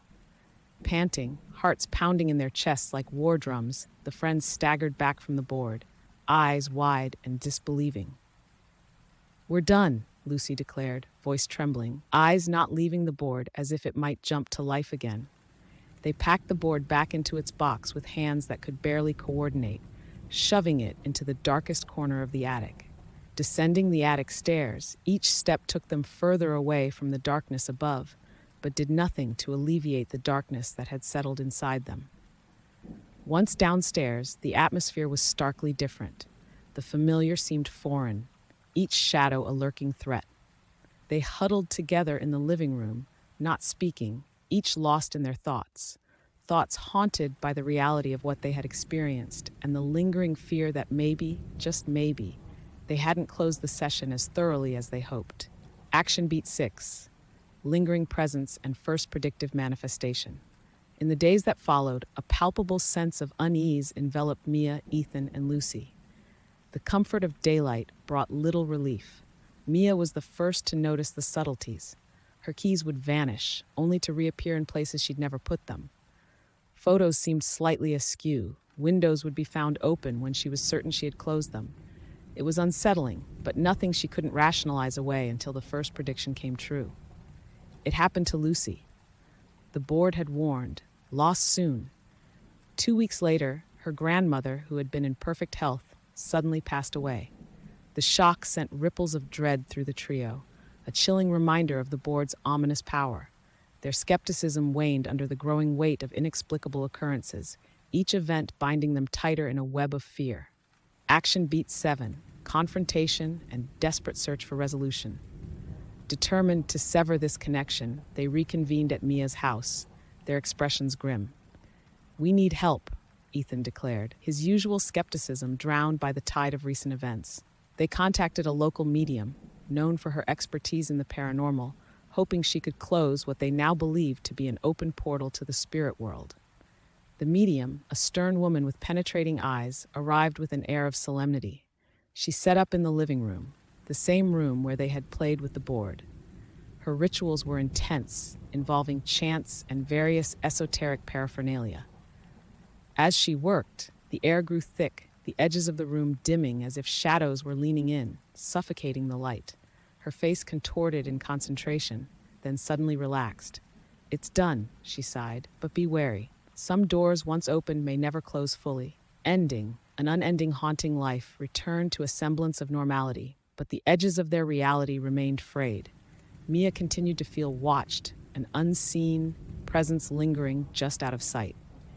Ethan, once a fierce skeptic, now jumped at shadows, his demeanor forever altered.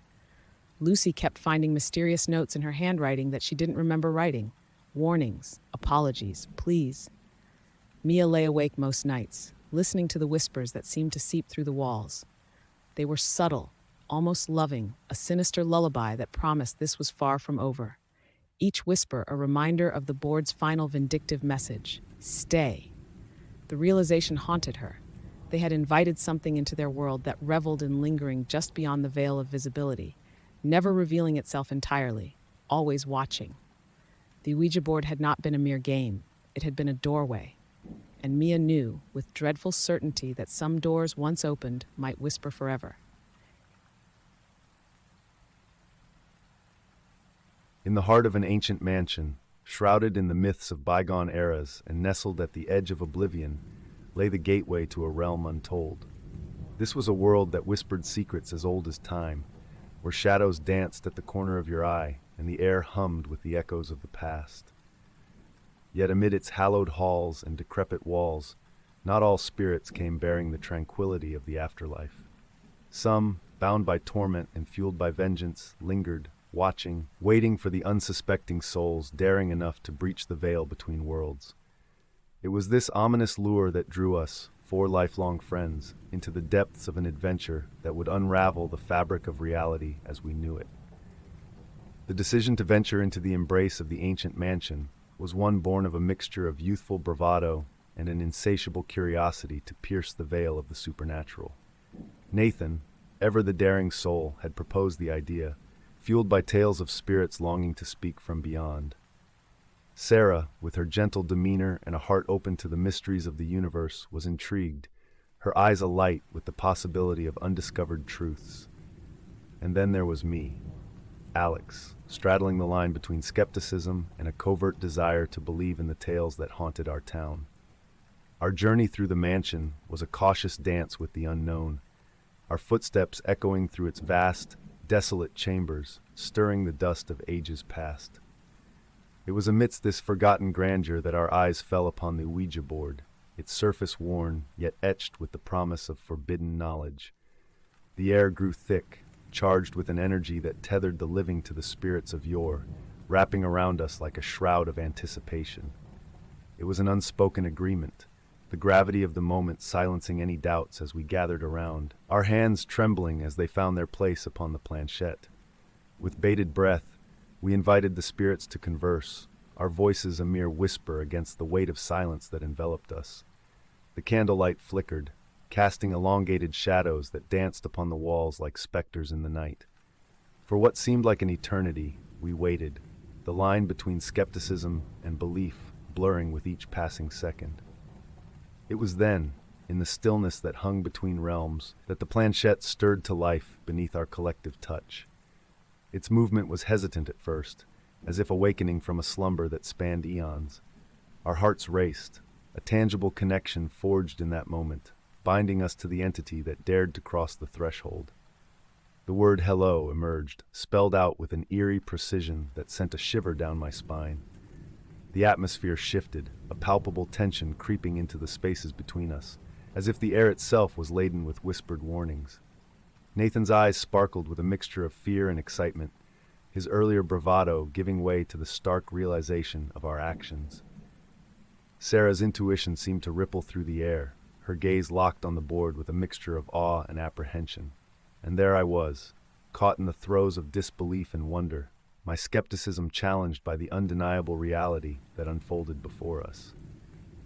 As we delved deeper, exchanging hesitations for questions, the spirit's responsiveness intensified, weaving a narrative that had remained hidden in the shadows. The revelation of a forgotten pact, tethered to my own lineage, emerged from the depths, the words sending chills down my back. It was a moment of terrifying clarity, the realization that we had awakened something far beyond our understanding, a spirit with intentions obscured by the veil of the unknown.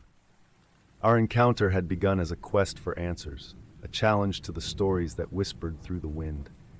Yet as the entity revealed its connection to me, Alex, an unshakable dread settled within, the implications of its warning echoing in the silence that followed. The session concluded with a foreboding message, residue, leaving us to ponder the true nature of our unwelcome guest. In that moment, what started as a thrill-seeking adventure morphed into a chilling quest for survival. The boundaries of our reality irrevocably altered. The name the spirit spelled out resonated within me, awakening a primal fear, a name that I had heard whispered through hushed tones in my family, laced with shadows and regret. As the realization set in, the playful atmosphere that had initially surrounded our gathering dissipated, leaving in its wake a tension so thick it felt as though it could be sliced with a knife. The air in the abandoned mansion grew colder, the once flickering candle flames now burning steady as if bracing themselves against an unseen chill. Nathan and Sarah looked towards me, their expressions a mixture of confusion and concern, questioning silently how my lineage could possibly be intertwined with the events unfolding before us. Beneath the weight of their gazes, I felt isolated, as if standing on the precipice of an abyss, the spirit's warnings echoing in my mind. It spoke of a pact, one woven into the very fabric of my being, a betrayal that had condemned us to a fate far worse than we could have imagined.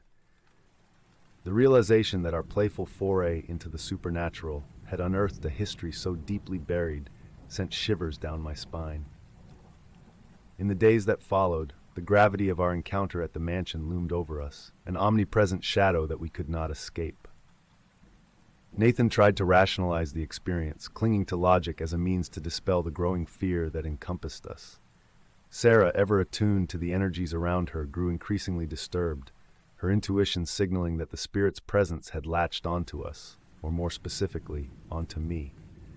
The hauntings began subtly at first, easily dismissed as tricks of the mind or mere coincidences.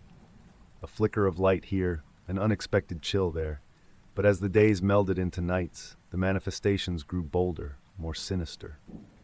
Objects moved of their own accord, shadows took on forms when I was alone, and the air was often filled with the faint sound of whispered words, a language that tugged at the edges of my memory, yet remained elusive. Driven by a desperation to understand, and perhaps to find a way to sever the connection that had been forged, I embarked on a search through the remnants of my family's past. The attic of my childhood home became the focal point of my quest, a place where dust-covered memories lay forgotten. It was here, amidst the relics of yesteryears, that I stumbled upon an old diary, bound in leather and worn from time. The diary belonged to an ancestor whose name had been mentioned in hushed tones, shrouded in mystery and shame. As I turned the pages, the words penned in a faded script seemed to leap out, drawing me deeper into a tale of betrayal and a pact made with the spirit we had unwittingly awakened. The revelation was a chilling confirmation of the spirit's claims, casting the shadow of a curse that had lingered through generations, waiting for the opportune moment to make its presence known. The knowledge that my family's history was intertwined with a dark and vengeful spirit, bound by a pact made in moments of desperation, filled me with a dread that was palpable. The diary detailed the terms of the agreement, the price of which had been too steep, condemning not only the one who had sealed the pact, but their lineage as well, to an existence marked by the spirit's relentless pursuit of retribution. Armed with the truth, a heavy burden settled upon my shoulders, the lines between the past and the present blurring as I grappled with the reality that my friends and I had been drawn into a web of consequences set in motion long before our own existence. The revelation that I was the key, the link through which the spirit sought to fulfill its vendetta, left me standing on the edge of an abyss, the depths of which promised an unending nightmare from which there was no awakening. With the weight of history pressing down upon me, I knew what had to be done.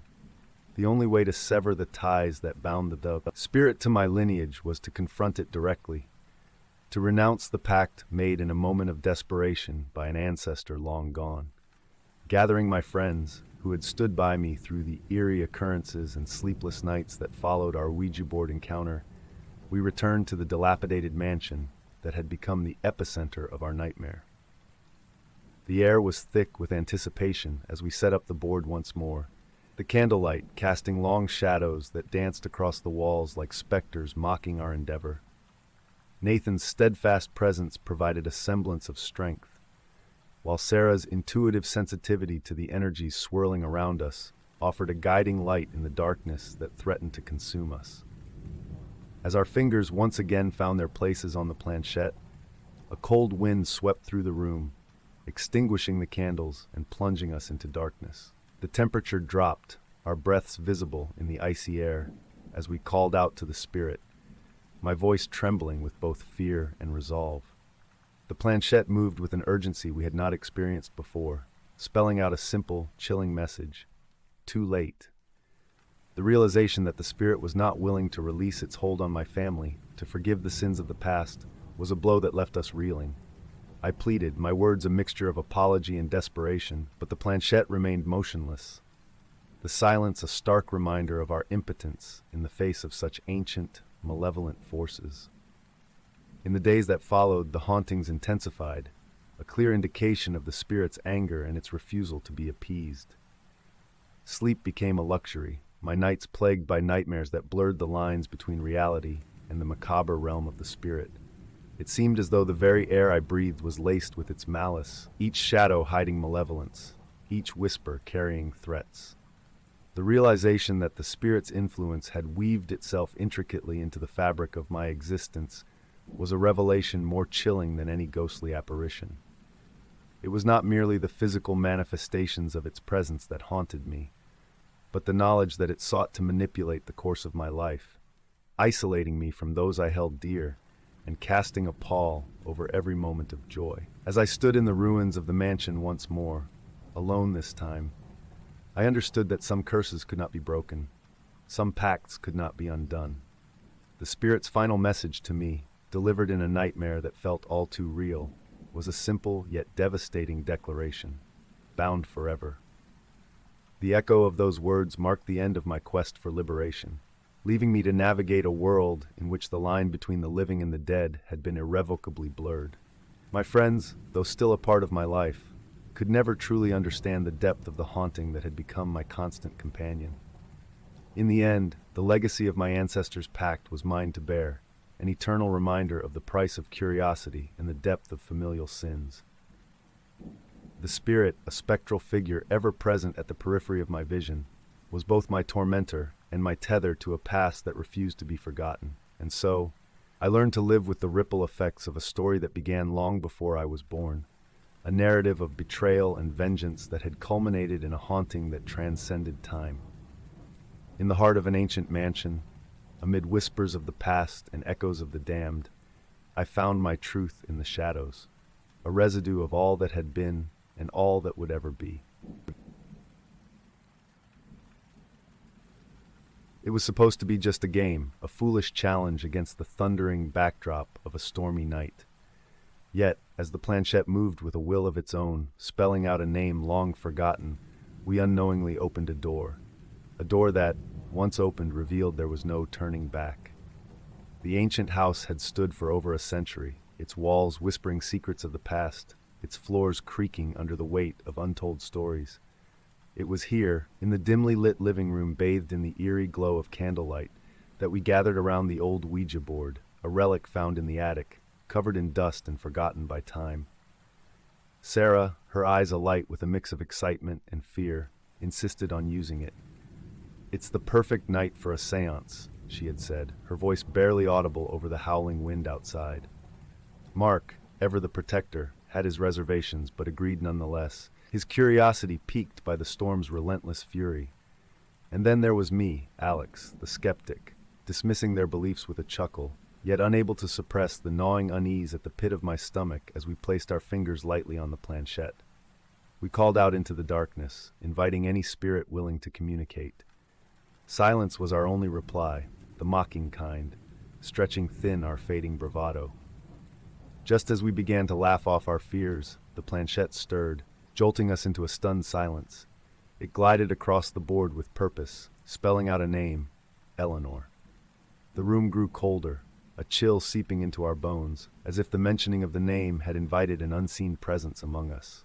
Doubt transformed into palpable fear, an indefinable dread that clung to the air, heavy and oppressive. That night, as the storm raged on outside, a different kind of tempest unfurled in my dreams. Eleanor was there, her spectral form emerging from the shadows, her visage twisted in sorrow and rage. She whispered secrets meant for the dead, her voice a chilling caress that left me paralyzed with fear. I awoke in a cold sweat, the haunting echo of her words lingering in the room, a stark reminder of the door we had carelessly opened. The days that followed were marked by an oppressive sense of dread that clung to us like a second skin. Sarah's vibrant laugh had lost its luster, replaced by a nervous, hollow echo. Mark's protective demeanor had turned watchful, his eyes constantly scanning the shadows for signs of the unexplainable. As the line between reality and nightmare blurred, our skepticism crumbled, leaving us to face the terrifying truth: we were not alone. The spirit of Eleanor, or whatever had answered our call that stormy night, had woven itself into the fabric of our lives, an uninvited guest in the realm of the living. Determined to shed light on the haunting that had besieged us, I turned to the local library, diving into the musty archives that smelled of forgotten lore and ancient secrets. It was there, amidst piles of yellowed newspapers and dusty tomes, that I uncovered the tragic tale of Eleanor. She was a woman out of time, a figure shrouded in mystery and whispered rumors of witchcraft. Her disappearance a century ago had left a mark on the town, a dark stain that whispered of unsolved mysteries and unsettled spirits.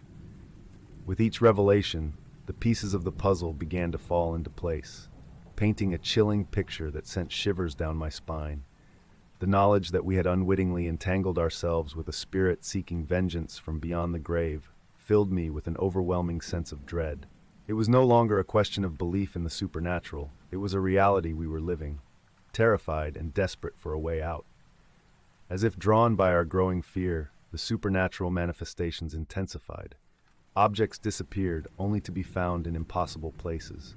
Cold spots filled rooms once warm, and our nights were plagued by nightmares so vivid they left us questioning our sanity. The most unsettling occurrence took place in Sarah's room, where the haunting reached a terrifying crescendo. Symbols, like those from our nightmares, appeared on her walls, written with an unseen hand. Their dark, ominous shapes seemed to pulsate with a malevolent energy, a stark reminder of our folly. Fueled by fear and armed with the knowledge of Eleanor's tormented past, we resolved to confront the spirit directly.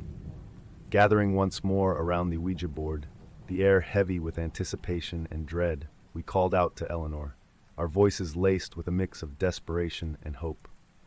The planchette stirred to life, its movement more purposeful than before, as if energized by our fear. The revelations that followed shattered the last fragments of our skepticism. The spirit we had been communicating with revealed itself not to be Eleanor, but something far older, a malevolent entity that had worn her name as a mask. It spoke of a pact, one we had unknowingly sealed with our curiosity and fear, a bond that granted it a terrifying influence over our lives.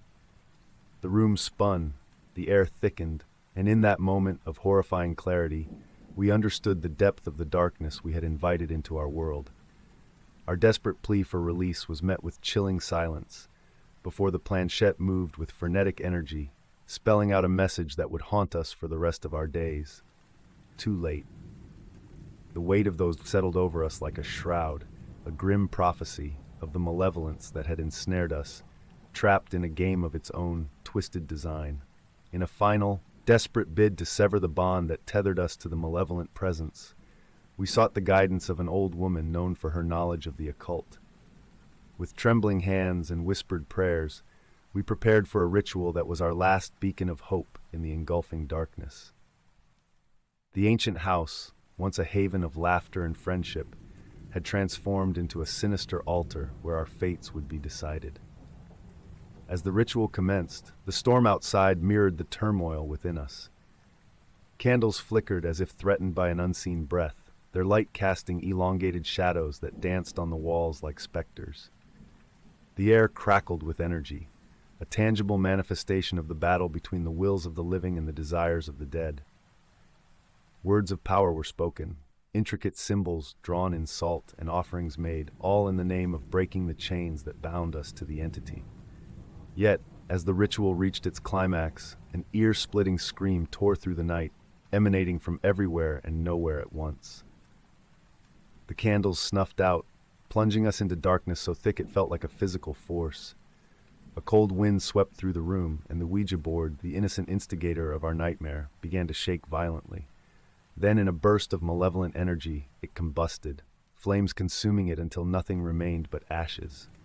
Silence fell, a deafening absence of sound that felt like the calm after a storm. We waited, breaths held, hearts pounding, for a sign that our ordeal was over. But the silence stretched on, oppressive, mocking, leaving us to wonder if our actions had sealed our fate or merely angered an entity beyond our comprehension.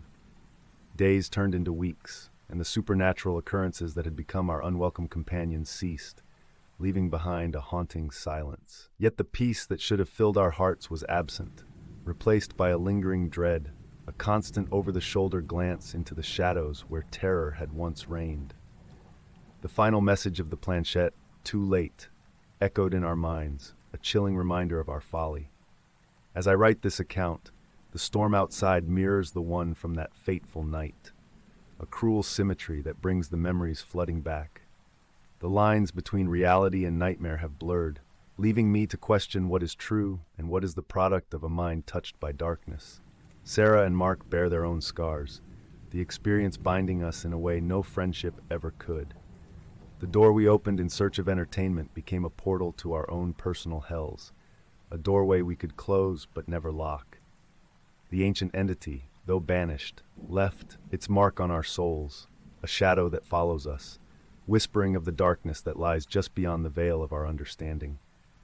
The Ouija board, that simple game played under the cover of night, became a sobering reminder of the unseen forces that surround us, a warning that some doors once opened can never truly be closed.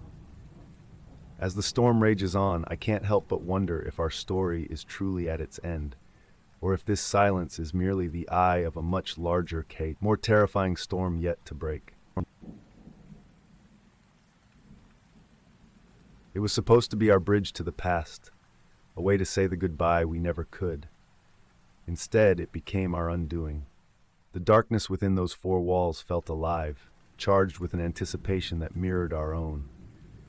None of us could have predicted how deeply we were to spiral into the abyss that night, nor the secrets it would unfurl, secrets that should have remained shrouded in the shadows of our past. My name is Mark. At the time, I was a college student, grappling with the recent death of my sister, Amy. The grief was a constant, gnawing presence, an uninvited guest that refused to leave. It was this desperation, this longing for one final connection, that led me to the Ouija board. Sarah and Lucas, my closest friends, agreed to join me in this endeavor, each harboring their own reasons for participating. Sarah, with her rational mind and sturdy presence, seemed skeptical but supportive. Lucas, always the adventurer, viewed it as another mystery to unravel. That evening, we gathered in my dimly lit living room, the only light emanating from a circle of candles surrounding the Ouija board. The atmosphere was tinged with a nervous excitement that belied our shared skepticism. We positioned our fingers lightly on the planchette, and I couldn't shake off the feeling that we were about to cross a threshold from which there was no return. "Is there anyone here with us?"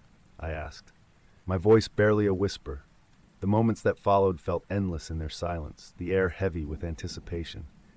Then, almost imperceptibly, the planchette began to move, gliding with a slow, deliberate motion that sent a shiver down my spine. It spelled out a simple yet chilling message: yes. The mood shifted palpably, our earlier levity replaced by a dawning realization of the gravity of our situation. We were no longer alone. An unsettled energy coursed through the room, an unseen presence making its weight felt. Our initial fears were momentarily pushed aside by the spirit's revelations. It knew things it had no right to know, things about us that had been whispered in the dark corners of our minds, never spoken aloud. Lucas shifted uncomfortably as the entity exposed his secret relationship, the revelation straining the bonds of our friendship. The air in my living room, already thick with the storm's electricity, turned stifling as accusations and denials flew, the spirit's unseen hand deftly sowing the seeds of mistrust among us. What started as an attempt to peer through the veil into the afterlife quickly became a mirror reflecting the darkest parts of ourselves. Our skepticism was shattered, replaced by a fear that perhaps some doors once opened can never be truly closed. In the days that followed, our shared experience at the Ouija session lingered like a dark cloud over us, its ramifications seeping into every interaction, straining the fabric of our friendship. In an attempt to find answers, or perhaps some semblance of peace, I reached out to a medium known within the local community for her expertise with the paranormal. Her reputation was a mix of skepticism and awe, but desperation drove me to seek her out. She agreed to meet with us in my cluttered study, the walls lined with books on the supernatural, remnants of my futile attempts to understand the unseen.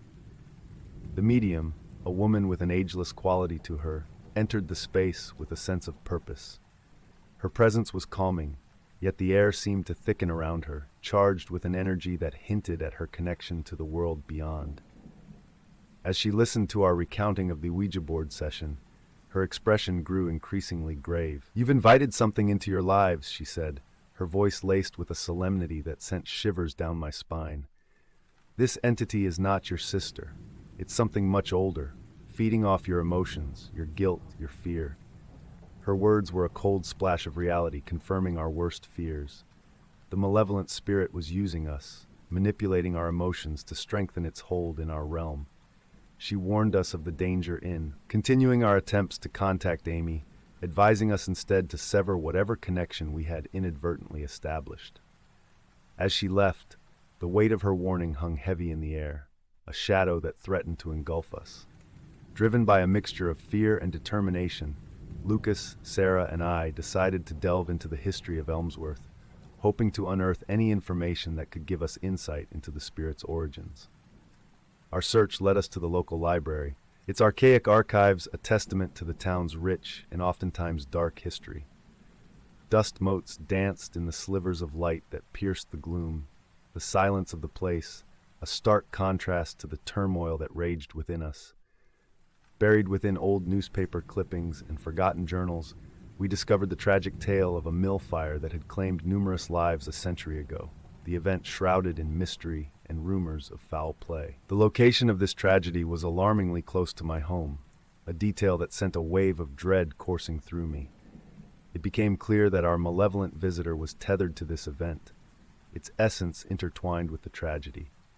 Armed with this knowledge, we understood what had to be done. We needed to confront the spirit at the site of the mill, to break its connection to our world and send it back to the shadows from which it came. The plan was fraught with danger, a gambit that risked our very souls, but the alternative was a life lived in the shadow of a malevolent presence. Determined yet fearful, we prepared ourselves for what was to come, unaware of the full extent of the horror that awaited us at the abandoned mill. The abandoned mill stood as a macabre monument to tragedy, its skeletal structure a stark silhouette against the twilight sky. As we approached, a sense of dread settled over us, the weight of the spirit's unrest palpable in the chill wind that swept through the ruins. This was to be the battleground, the place where we would confront the malevolent spirit tethered to the land by tragedy and sorrow. The medium's instructions were clear, a ritual to sever the connection, requiring an unwavering focus and unity of purpose amongst us. The air was thick with anticipation and fear as we set up the makeshift altar, the candles casting long, eerie shadows on the decrepit walls. Our resolve was tested as the temperature dropped, an unnatural cold enveloping us, a tangible manifestation of the spirit's anger. Lucas silently began to chant the incantations, his voice steady despite the trembling of his hands. Sarah and I joined in, our voices merging into a singular, desperate plea for release. The wind howled in response, the structure groaning as if in agony, the line between the physical and the supernatural blurring as the ritual reached its climax. Then, silence, a moment suspended in time, where all that existed was the pounding of our hearts and the shallow breaths that escaped our lips. Relief washed over us in a wave, quickly followed by an all-consuming exhaustion that sank into our bones. It seemed at that moment that we had succeeded. The presence that had haunted us was gone, its tether to our world severed by our actions. But victory came at a cost. Lucas, who had been closest to the ritual's epicenter, was found collapsed, his body battered by unseen forces, his spirit diminished by the ordeal. The scars, both physical and mental, would forever serve as a grim reminder of our brush with the supernatural.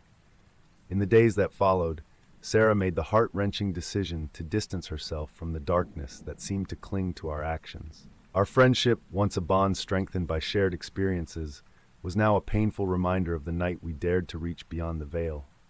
I was left alone, haunted not by spirits, but by the memories of that night. The silence of my home was a stark contrast to the turmoil that raged within, a constant reminder of the price we had paid for our folly. The medium's warning echoed in my mind, a non-ceasing whisper that questioned the very fabric of our reality. In my quest for answers, I had opened a door that should have remained closed, inviting in a darkness that was all too eager to consume us. The ordeal had changed us, leaving marks that were not easily erased, shaping our understanding of the world and our place within it. We had sought to bridge the gap between life and death, to find closure and perhaps a sense of peace. Instead, we found only horror, a chilling revelation of the thin veil that separates our world from the one that lies just beyond our sight. As I sit here, penning this account in the hopes that it may serve as a warning to others, I can't help but wonder what other secrets lie in wait, shrouded in the shadows, yearning for the light. The Ouija board, now locked away in the depths of my attic, serves as a grim reminder of our folly, a testament to the dangers of delving into the unknown. We had sought to speak with the dead, to breach the boundaries that divide worlds. In the end, we learned an invaluable lesson. Some doors, once opened, can never fully be closed. In the twilight shadows of a room dimly lit by the flickering glow of candles, a palpable sense of unease lingered in the air, thick as the pounding silence that filled the space between breaths. This was the night our laughter died, replaced by whispers from the beyond, a night when the past clawed its way into the present with a vengeance no one could have anticipated. My name is Alex, and if you had told me that a simple game could unravel the fabric of reality, exposing the darkest corners of my soul, I would have scoffed. Yet there I was, seated around a battered old Ouija board with my friends, each of us unknowingly standing on the precipice of an abyss that gazed back into us with unseen eyes. Jamie, the instigator of our little expedition into the unknown, wore her excitement like a mask, her eyes alight with the thrill of adventure. Ryan, always the skeptic, rolled his eyes, a smirk playing on his lips, as if daring the universe to prove him wrong. And then there was me, Alex, standing at the crossroads of skepticism and an unspoken, bone-deep dread, my heart beating an erratic tattoo against my ribs, the crescent moon tattoo on my wrist, a stark reminder of nights better left forgotten. As the candles swayed, casting long shadows that danced across the walls like specters at a ball, Jamie placed her fingers delicately on the planchette, urging us to join. Our hands met in the center of the board, a tangle of skepticism and secret fears. The moment our fingers touched the wooden pointer, the air changed, charged with an electric anticipation that raised the hairs on the back of my neck. "Is anyone there?" Jamie's voice, usually so confident, wavered as if the gravity of the moment had finally taken hold. Silence answered, the seconds stretching into eternity, until, all at once, the planchette twitched beneath our collective touch, stirring to life with a will of its own. It glided across the board, halting with deliberate purpose on yes. A collective gasp escaped our lips, a sound born of equal parts terror and wonder. The smirk vanished from Ryan's face, replaced by a growing realization that perhaps, just perhaps, we weren't alone. My skepticism faltered, a crack forming in the armor I'd carefully constructed around myself, as the planchette began to move with renewed intent, spelling out a greeting that chilled me to the core. "Hello, Alex." It knew my name. The room spun, the walls closing in as 1,000 unbidden memories clawed their way to the surface, seeking the light of reckoning. Jamie looked at me, her eyes wide with confusion and a dawning fear. Ryan's skepticism shattered, the implications of that simple greeting setting the stage for a night none of us would ever forget. Our light-hearted foray into the occult had just taken a sinister turn, the Ouija board a conduit to a past I'd fought desperately to bury. As the candles flickered, casting ghostly shadows that seemed to mock us with their dance, I realized the game we thought we were playing had far higher stakes than any of us could have imagined. And so it began. Our descent into a nightmare that straddled the thin line between the living and the dead. A journey that would reveal truths better left undiscovered. Little did we know that invoking the spirit world would rouse not just the specters we sought, but the demons within, laying bare the deepest, darkest corners of my soul. The following days unfolded like a slow descent into madness, shadows lengthening at the edge of my vision, whispers curling around the edges of my mind when I found myself alone. It was as if the session with the Ouija board had peeled back the veil between worlds, leaving me exposed to a haunting that felt all too personal, too targeted to be mere coincidence. Yet among these disturbances, it was the shadows that unnerved me most, a darkness that seemed alive, moving against the physics of light and room, as though it possessed a will of its own. One evening, as I sat alone in my dorm room, the air heavy with the silence of anticipation, a shadow detached itself from the corner of the room and began to creep towards me with a malevolent intent. My breath caught in my throat, heart hammering against my ribcage as I sat frozen, watching the impossible become reality before my eyes. The shadow advanced, morphing, stretching across the floor like a dark hand reaching out to claim me. In a panic, I scrambled away, the chill of fear a tangible thing that clawed at my sanity. The next day, fraught with sleepless dread and unanswered questions, I confessed to Ryan what I had witnessed. Ryan, with his engineering mind, initially attempted to find a logical explanation, speculating about trick of lights or a stress-induced hallucination. Yet beneath his reasoning lay a thread of unease, a recognition that logic had no dominion here. Together, we embarked on a mission to debunk, or at least understand, the phenomena that had overtaken my life. Our investigation was meticulous, yet ultimately fruitless. The shadow remained elusive under the scrutiny of daylight and skepticism. The strain of the haunting began to fray the bonds between us. Jamie, ever the unifier, stepped into the growing divide, her own fear masked by a fierce determination to keep us grounded. She organized a meeting, a chance to air our fears and suspicions in the light of shared experience. Her eyes met mine across the circle we formed, her gaze flickering with the ember of unspoken understanding that what we faced was beyond our understanding, perhaps beyond our ability to confront. In that circle of fading camaraderie, we laid bare our experiences since the night with the Ouija board.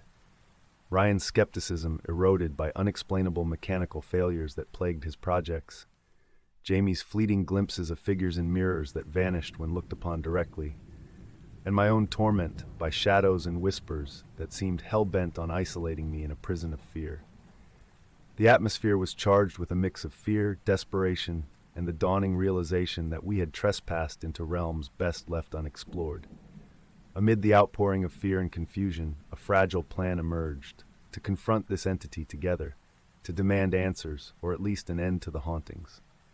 Yet beneath the resolve lay a palpable tension, the unspoken fear that our unity might not be enough, that we had unwittingly unleashed forces that preyed upon the cracks in our friendship, insidious and unseen. As we broke the meeting, the weight of our ordeal hung heavy in the air, a suffocating fog of uncertainty that threatened to swallow us whole. The crescendo of our terror reached its peak on a night shrouded in a darkness that felt almost tangible, a cloak woven from the very fears that had haunted us since that ill-fated seance. As we gathered once more around the Ouija board, the air thick with trepidation and the flicker of candlelight casting macabre shadows across our faces, I knew that this confrontation would peel back the final layers of mystery surrounding the entity known as Malachi. Whether we stood on the brink of revelation or ruin, I could not say. With shaky hands, we once again invited the spirit to communicate, the atmosphere heavy with anticipation and the burden of unspoken fears. The planchette stirred to life beneath our fingers, gliding with eerie precision as if guided by an unseen hand. It was Jamie who voiced the question that hung between us, her voice steady despite the palpable tension. "Who are you, and why are you haunting us?" she demanded, her gaze fixed on the board as if willing it to yield the answers we so desperately sought. The planchette moved, spelling out a response that chilled me to my core. "Alex is past," it declared, before coming to a sudden, ominous halt. In that moment, the room seemed to contract, the walls pressing in with the weight of 1,000 unspoken words. The eyes of my friends bore into me, a mixture of confusion, fear, and a dawning sense of betrayal.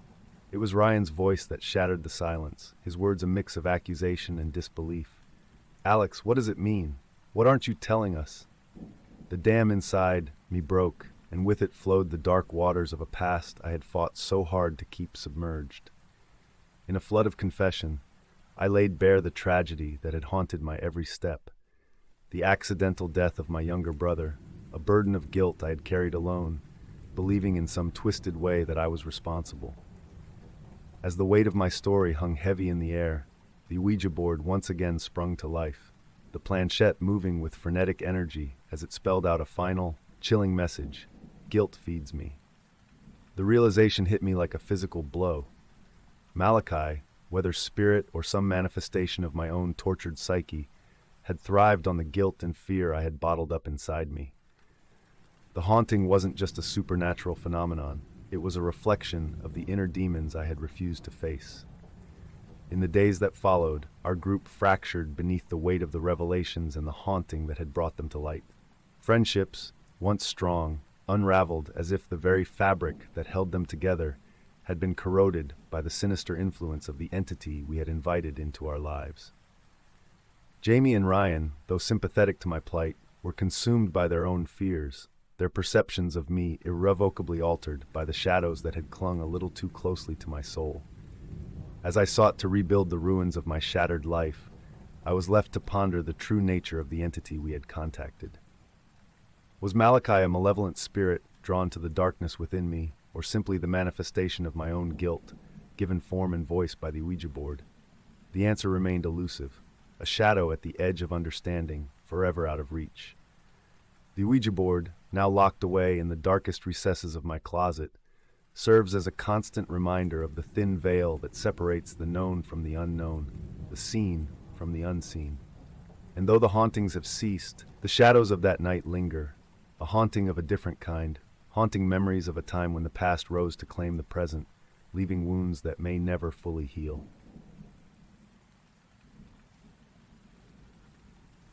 The manor stood, stoic and singular, at the end of a winding gravel pathway that carved through an overgrowth of wild flora. Its towering silhouette, softened by the creeping twilight, seemed almost welcoming, or perhaps it was the weariness clouding Nora's judgment after the long drive. She stepped out of her car, the gravel crunching under her boots, a sound oddly comforting in the expansive silence that enveloped the property. This was to be her refuge, her sanctuary from a world that had become too loud, too suffused with memories that clung like persistent shadows. The loss of her sister had carved out a chasm in Nora's life, one that echoed with a grief too profound to navigate. In seeking isolation, Nora hoped to find solace, perhaps even herself, within the manor's age-old walls. The interior of the manor felt like stepping into a different era, where time meandered at its own pace, unhurried by the demands of the modern world. It was in the library, however, that Nora felt the first real tug of curiosity, a whisper from the past that beckoned. The room was lined with shelves groaning under the weight of books whose leather spines spoke of centuries past. It was here, in the dimming light filtered through stained glass windows, that Nora's gaze fell upon a peculiar set of items on a heavy mahogany desk. A dusty Ouija board and an aged diary, bound in faded leather. Intrigue overcame her initial hesitation. The Ouija board, its surface etched with letters and numbers, seemed innocuous enough, a relic of a bygone era's fascination with the occult. But it was the diary, its pages yellowed with time, that drew her in with an almost magnetic pull. Nora couldn't resist. She sat at the desk, the ancient chair creaking under her weight, and tentatively opened the diary. The writing within was elegant, looping across the pages in ink that had faded to a soft sepia tone. The diary belonged to Elizabeth, a young woman who had resided in the manor in the 1920s. What started as idle curiosity quickly deepened as Nora delved into Elizabeth's life, a life marked by joy, sorrow, and a mysterious undertone that hinted at secrets hidden within these walls. Compelled by a force she couldn't articulate, Nora decided to bridge the gap between past and present. She set the diary aside and positioned her fingers lightly on the planchette of the Ouija board. A part of her scoffed at the action, a journalist's skepticism mocking the idea of communing with the dead. Yet, as the twilight deepened into night, enveloping the library in shadows, there was a part of her, perhaps the part still raw with loss, that hoped for a connection, a sign that there was something beyond the tangible. "Is there anyone here with me?" she whispered, half expecting the silence that followed. But then the planchette stirred, a slow, deliberate movement that seemed to drain the warmth from the room. Breath held, heart suddenly pounding with a mix of fear and fascination, Nora watched as it glided across the board, spelling out a welcome that was both impossible and undeniable. "Hello, Nora." The air around her seemed to thrum with an energy that was both foreign and familiar, the sensation leaving her skin tingling. Questions tumbled through her mind, skepticism warring with the burgeoning realization that she was not alone in her search for solace.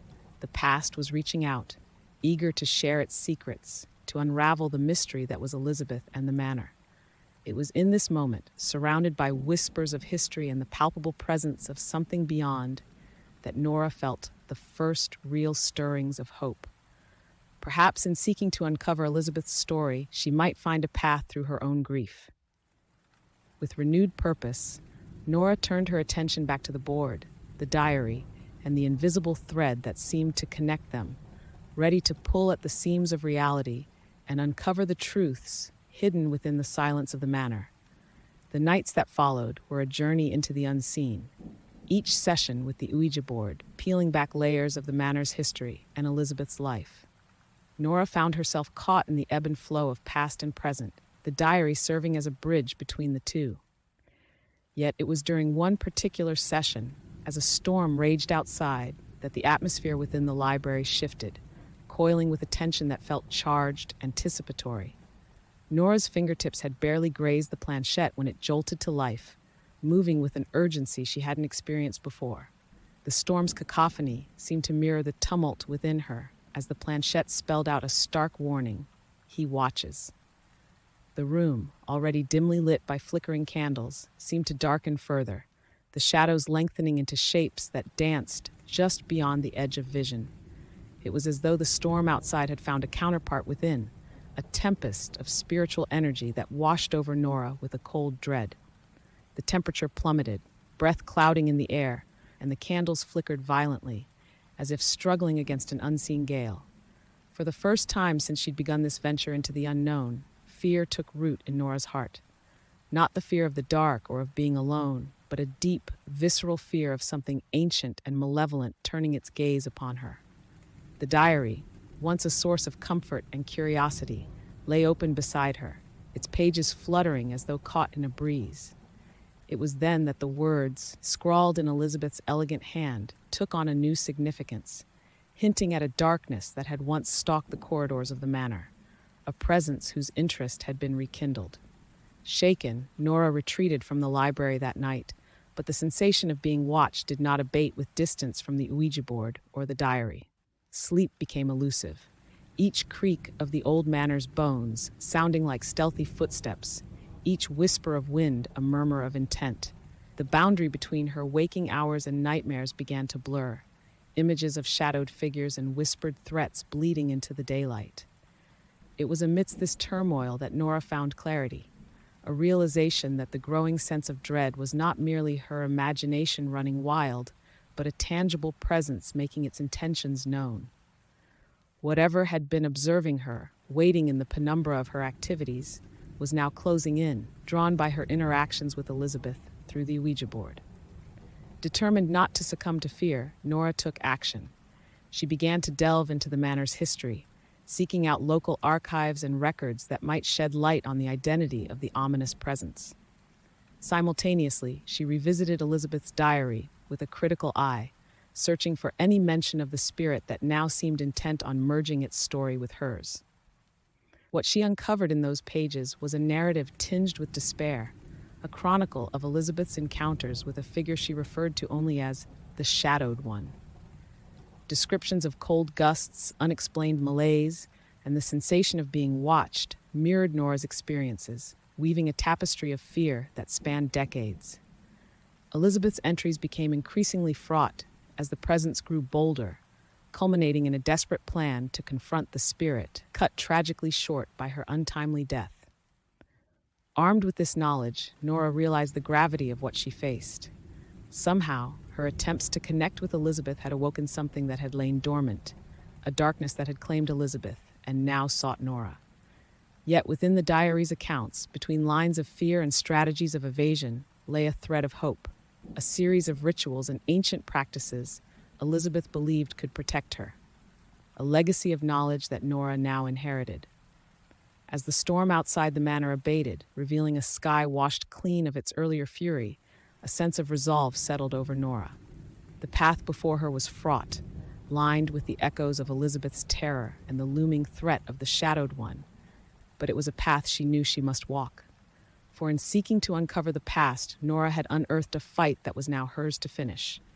A battle not just for her peace, but for Elizabeth's too. With determination steeling her resolve, Nora prepared to face the darkness, armed with ancient wisdom and the unbreakable bond forged across time with Elizabeth. The manor, once a sanctuary from her grief, had become the battleground for a deeper, more primal conflict, one that Nora was determined to win.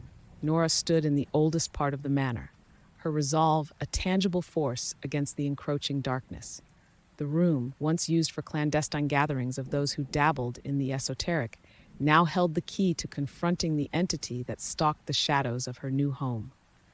Armed with Elizabeth's diary, the ancient rituals inscribed within its pages, and an unwavering will to end the nightmare, Nora began her preparation. The storm had cleared, leaving an ominous quiet that enveloped the manor. Candlelight flickered across ancient symbols Nora had painstakingly recreated on the floor, their meanings imparted through Elizabeth's recorded experiences. Each candle, each sigil, each whispered incantation served as a beacon, calling the Shadowed One into the open. As the ritual reached its crescendo, the temperature plummeted, breath visible in the charged air. The shadows twisted, coalescing into a form both nebulous and terrifyingly distinct. The presence she had felt since her arrival now stood before her, a darkness that hungered, that desired dominion over life and death.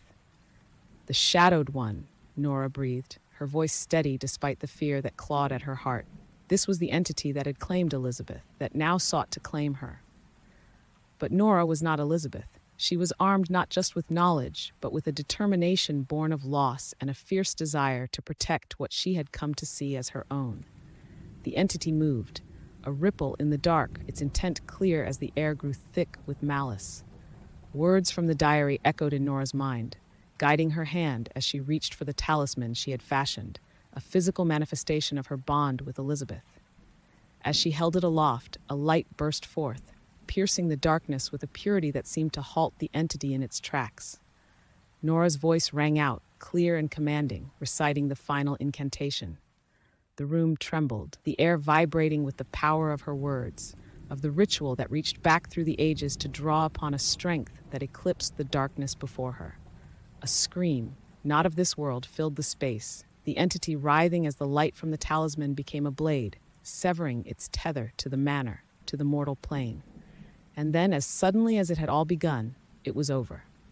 Silence, deep and profound, fell upon the room. The candles flickered once more, the shadows retreating to their natural place, their threat extinguished. Nora stood, breathless, the weight of the talisman in her hand a reminder of the battle fought and won.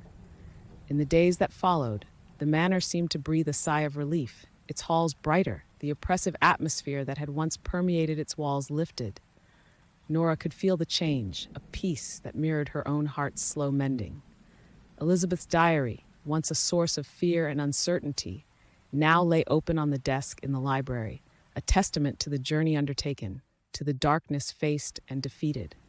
Nora had come to the manor seeking solace, a respite from a world that had become too painful to bear.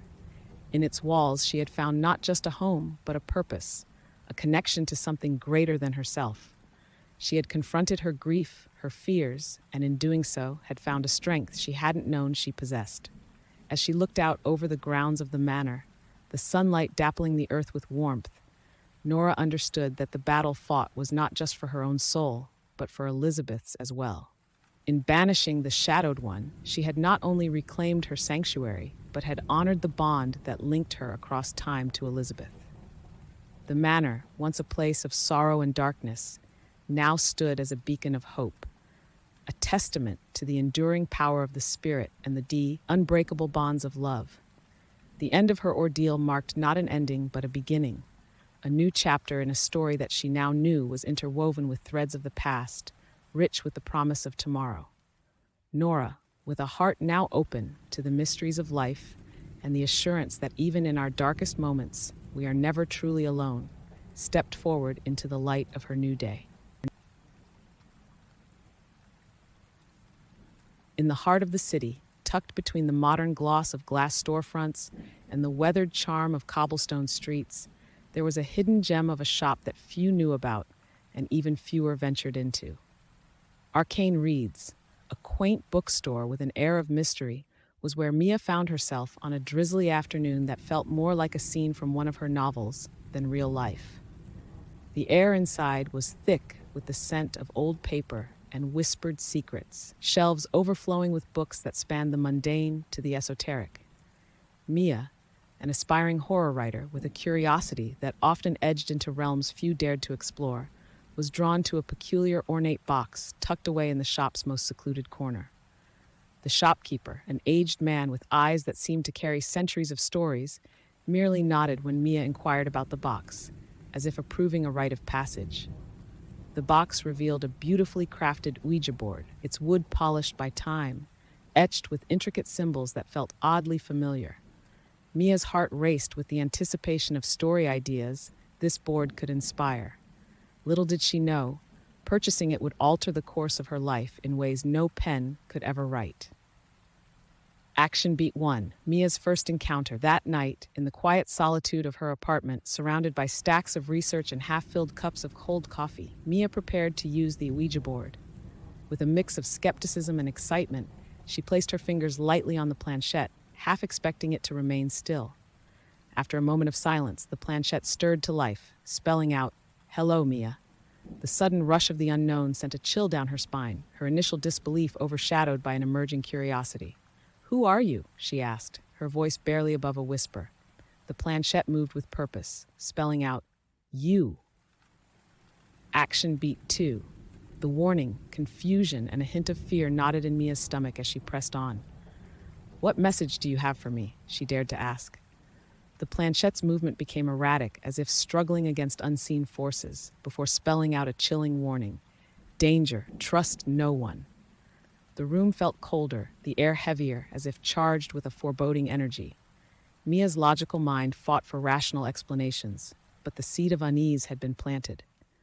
She ended the session, unable to shake the feeling that her life was about to intertwine with threads of fate she couldn't comprehend. Action beat 3. Correlation with reality. The following days were marked by a series of unexplainable events that mirrored the Ouija board's warning.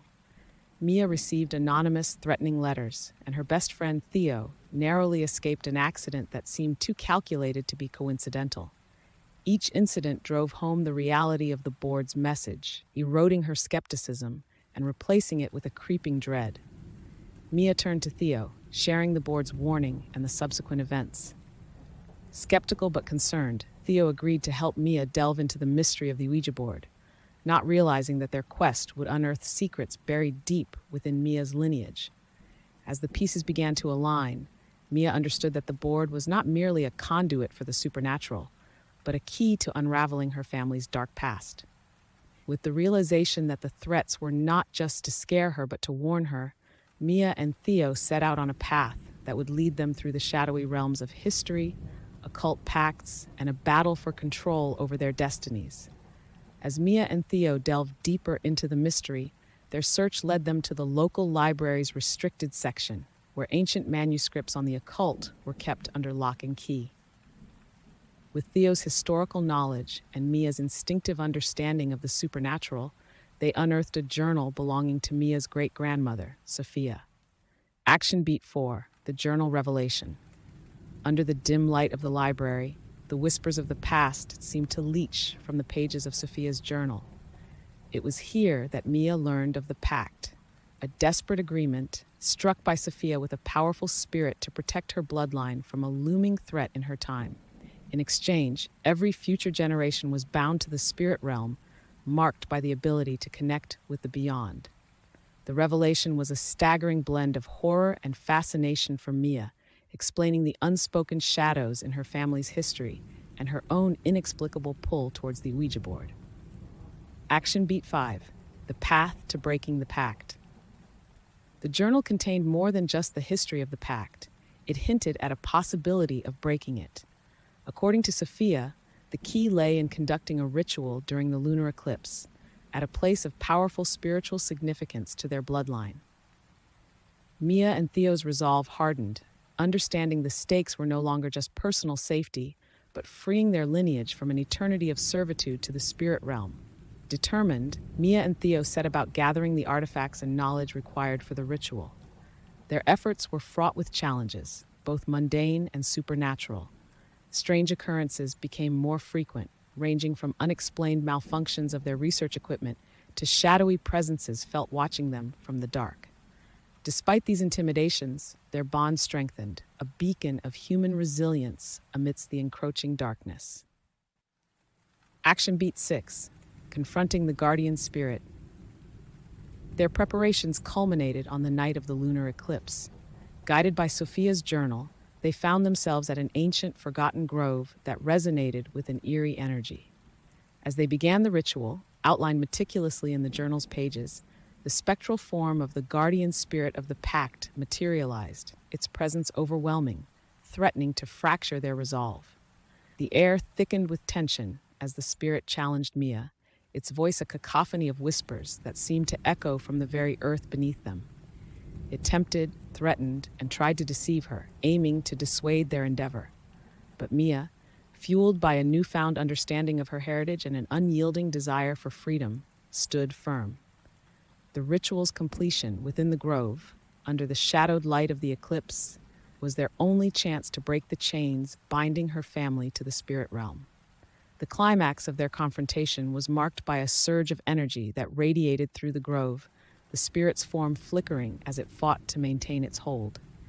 Mia and Theo, united in purpose, pushed forward, chanting the final words of the ritual as the last sliver of the moon vanished, shrouding the world in darkness before being reborn into light.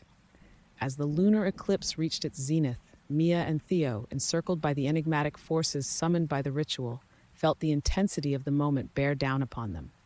Shadows danced at the edge of the grove, the boundary between the realms thinning, the spirit's form becoming more erratic, its influence waning under the ritual's power. Action Beat 7, the breaking of the pact. In a final, desperate attempt to maintain its grip, the spirit unleashed a maelstrom of ethereal energy, aiming to shatter the resolve of its challengers. However, Mia, with a clarity born of her lineage and her own unyielding will, channeled her focus into the ritual's artifact, a locket passed down through generations. As the locket absorbed the energy, it emitted a brilliant light, casting the grove in a luminance that rivaled the eclipse itself. Their voices, intertwined in the incantation, reached a crescendo. The ground beneath them trembled, the air crackled with power, and then, as if in defiance of the darkness, the eclipse began to wane, revealing the moon's light once more. The spirit, its form disintegrating under the ritual's onslaught, emitted a final otherworldly scream before dissipating into the ether. The pact it had guarded for centuries, broken at last. Action Beat 8, the aftermath. The grove fell silent, the tumultuous energies dissipating as quickly as they had risen. Mia and Theo, exhausted but elated, faced each other in the aftermath, the weight of their actions settling in. The locket that had been central to the ritual's success lay open in Mia's hand, its light dimmed, now a simple piece of metal and stone, a relic of their ordeal. In the quiet that followed, the reality of their success dawned upon them. They had not only confronted, but overthrown the chains of a supernatural legacy that had bound Mia's family for generations. Yet, in their victory, there was an understanding of the sacrifices made by those before them, of the strength required to face such unearthly threats. Action Beat 9, a new dawn. As dawn broke, painting the sky in hues of gold and pink, Mia and Theo left the grove, the ritual artifacts and Sophia's journal in hand. Their departure was not just from a place of power, but from an old chapter of Mia's family legacy, now concluded. They returned to their world, carrying with them the knowledge of the unseen and the understanding that some mysteries were best left unexplored. The Ouija board, the catalyst for their journey, had vanished without a trace, its purpose served and its role in their lives concluded. Ending. In the weeks that followed, life returned to a semblance of normality, but the shadow of their experience lingered. Mia turned to her writing, the events they had lived through bleeding onto the pages, transforming her horror novel into something far more personal and profound. Theo remained by her side, a steadfast presence, their bond deepened by the trials they had endured. Together they faced the future, a future unshackled from the past, their spirits no longer tethered to the whims of another realm. Yet, as Mia penned the final words of her novel, a soft whisper seemed to echo through the room, a reminder of the thin veil between worlds. The Ouija board was gone, but the mystery of the beyond and the respect it demanded remained. They had won their freedom, but at the heart of their victory was the knowledge that some doors, once opened, could never be fully closed.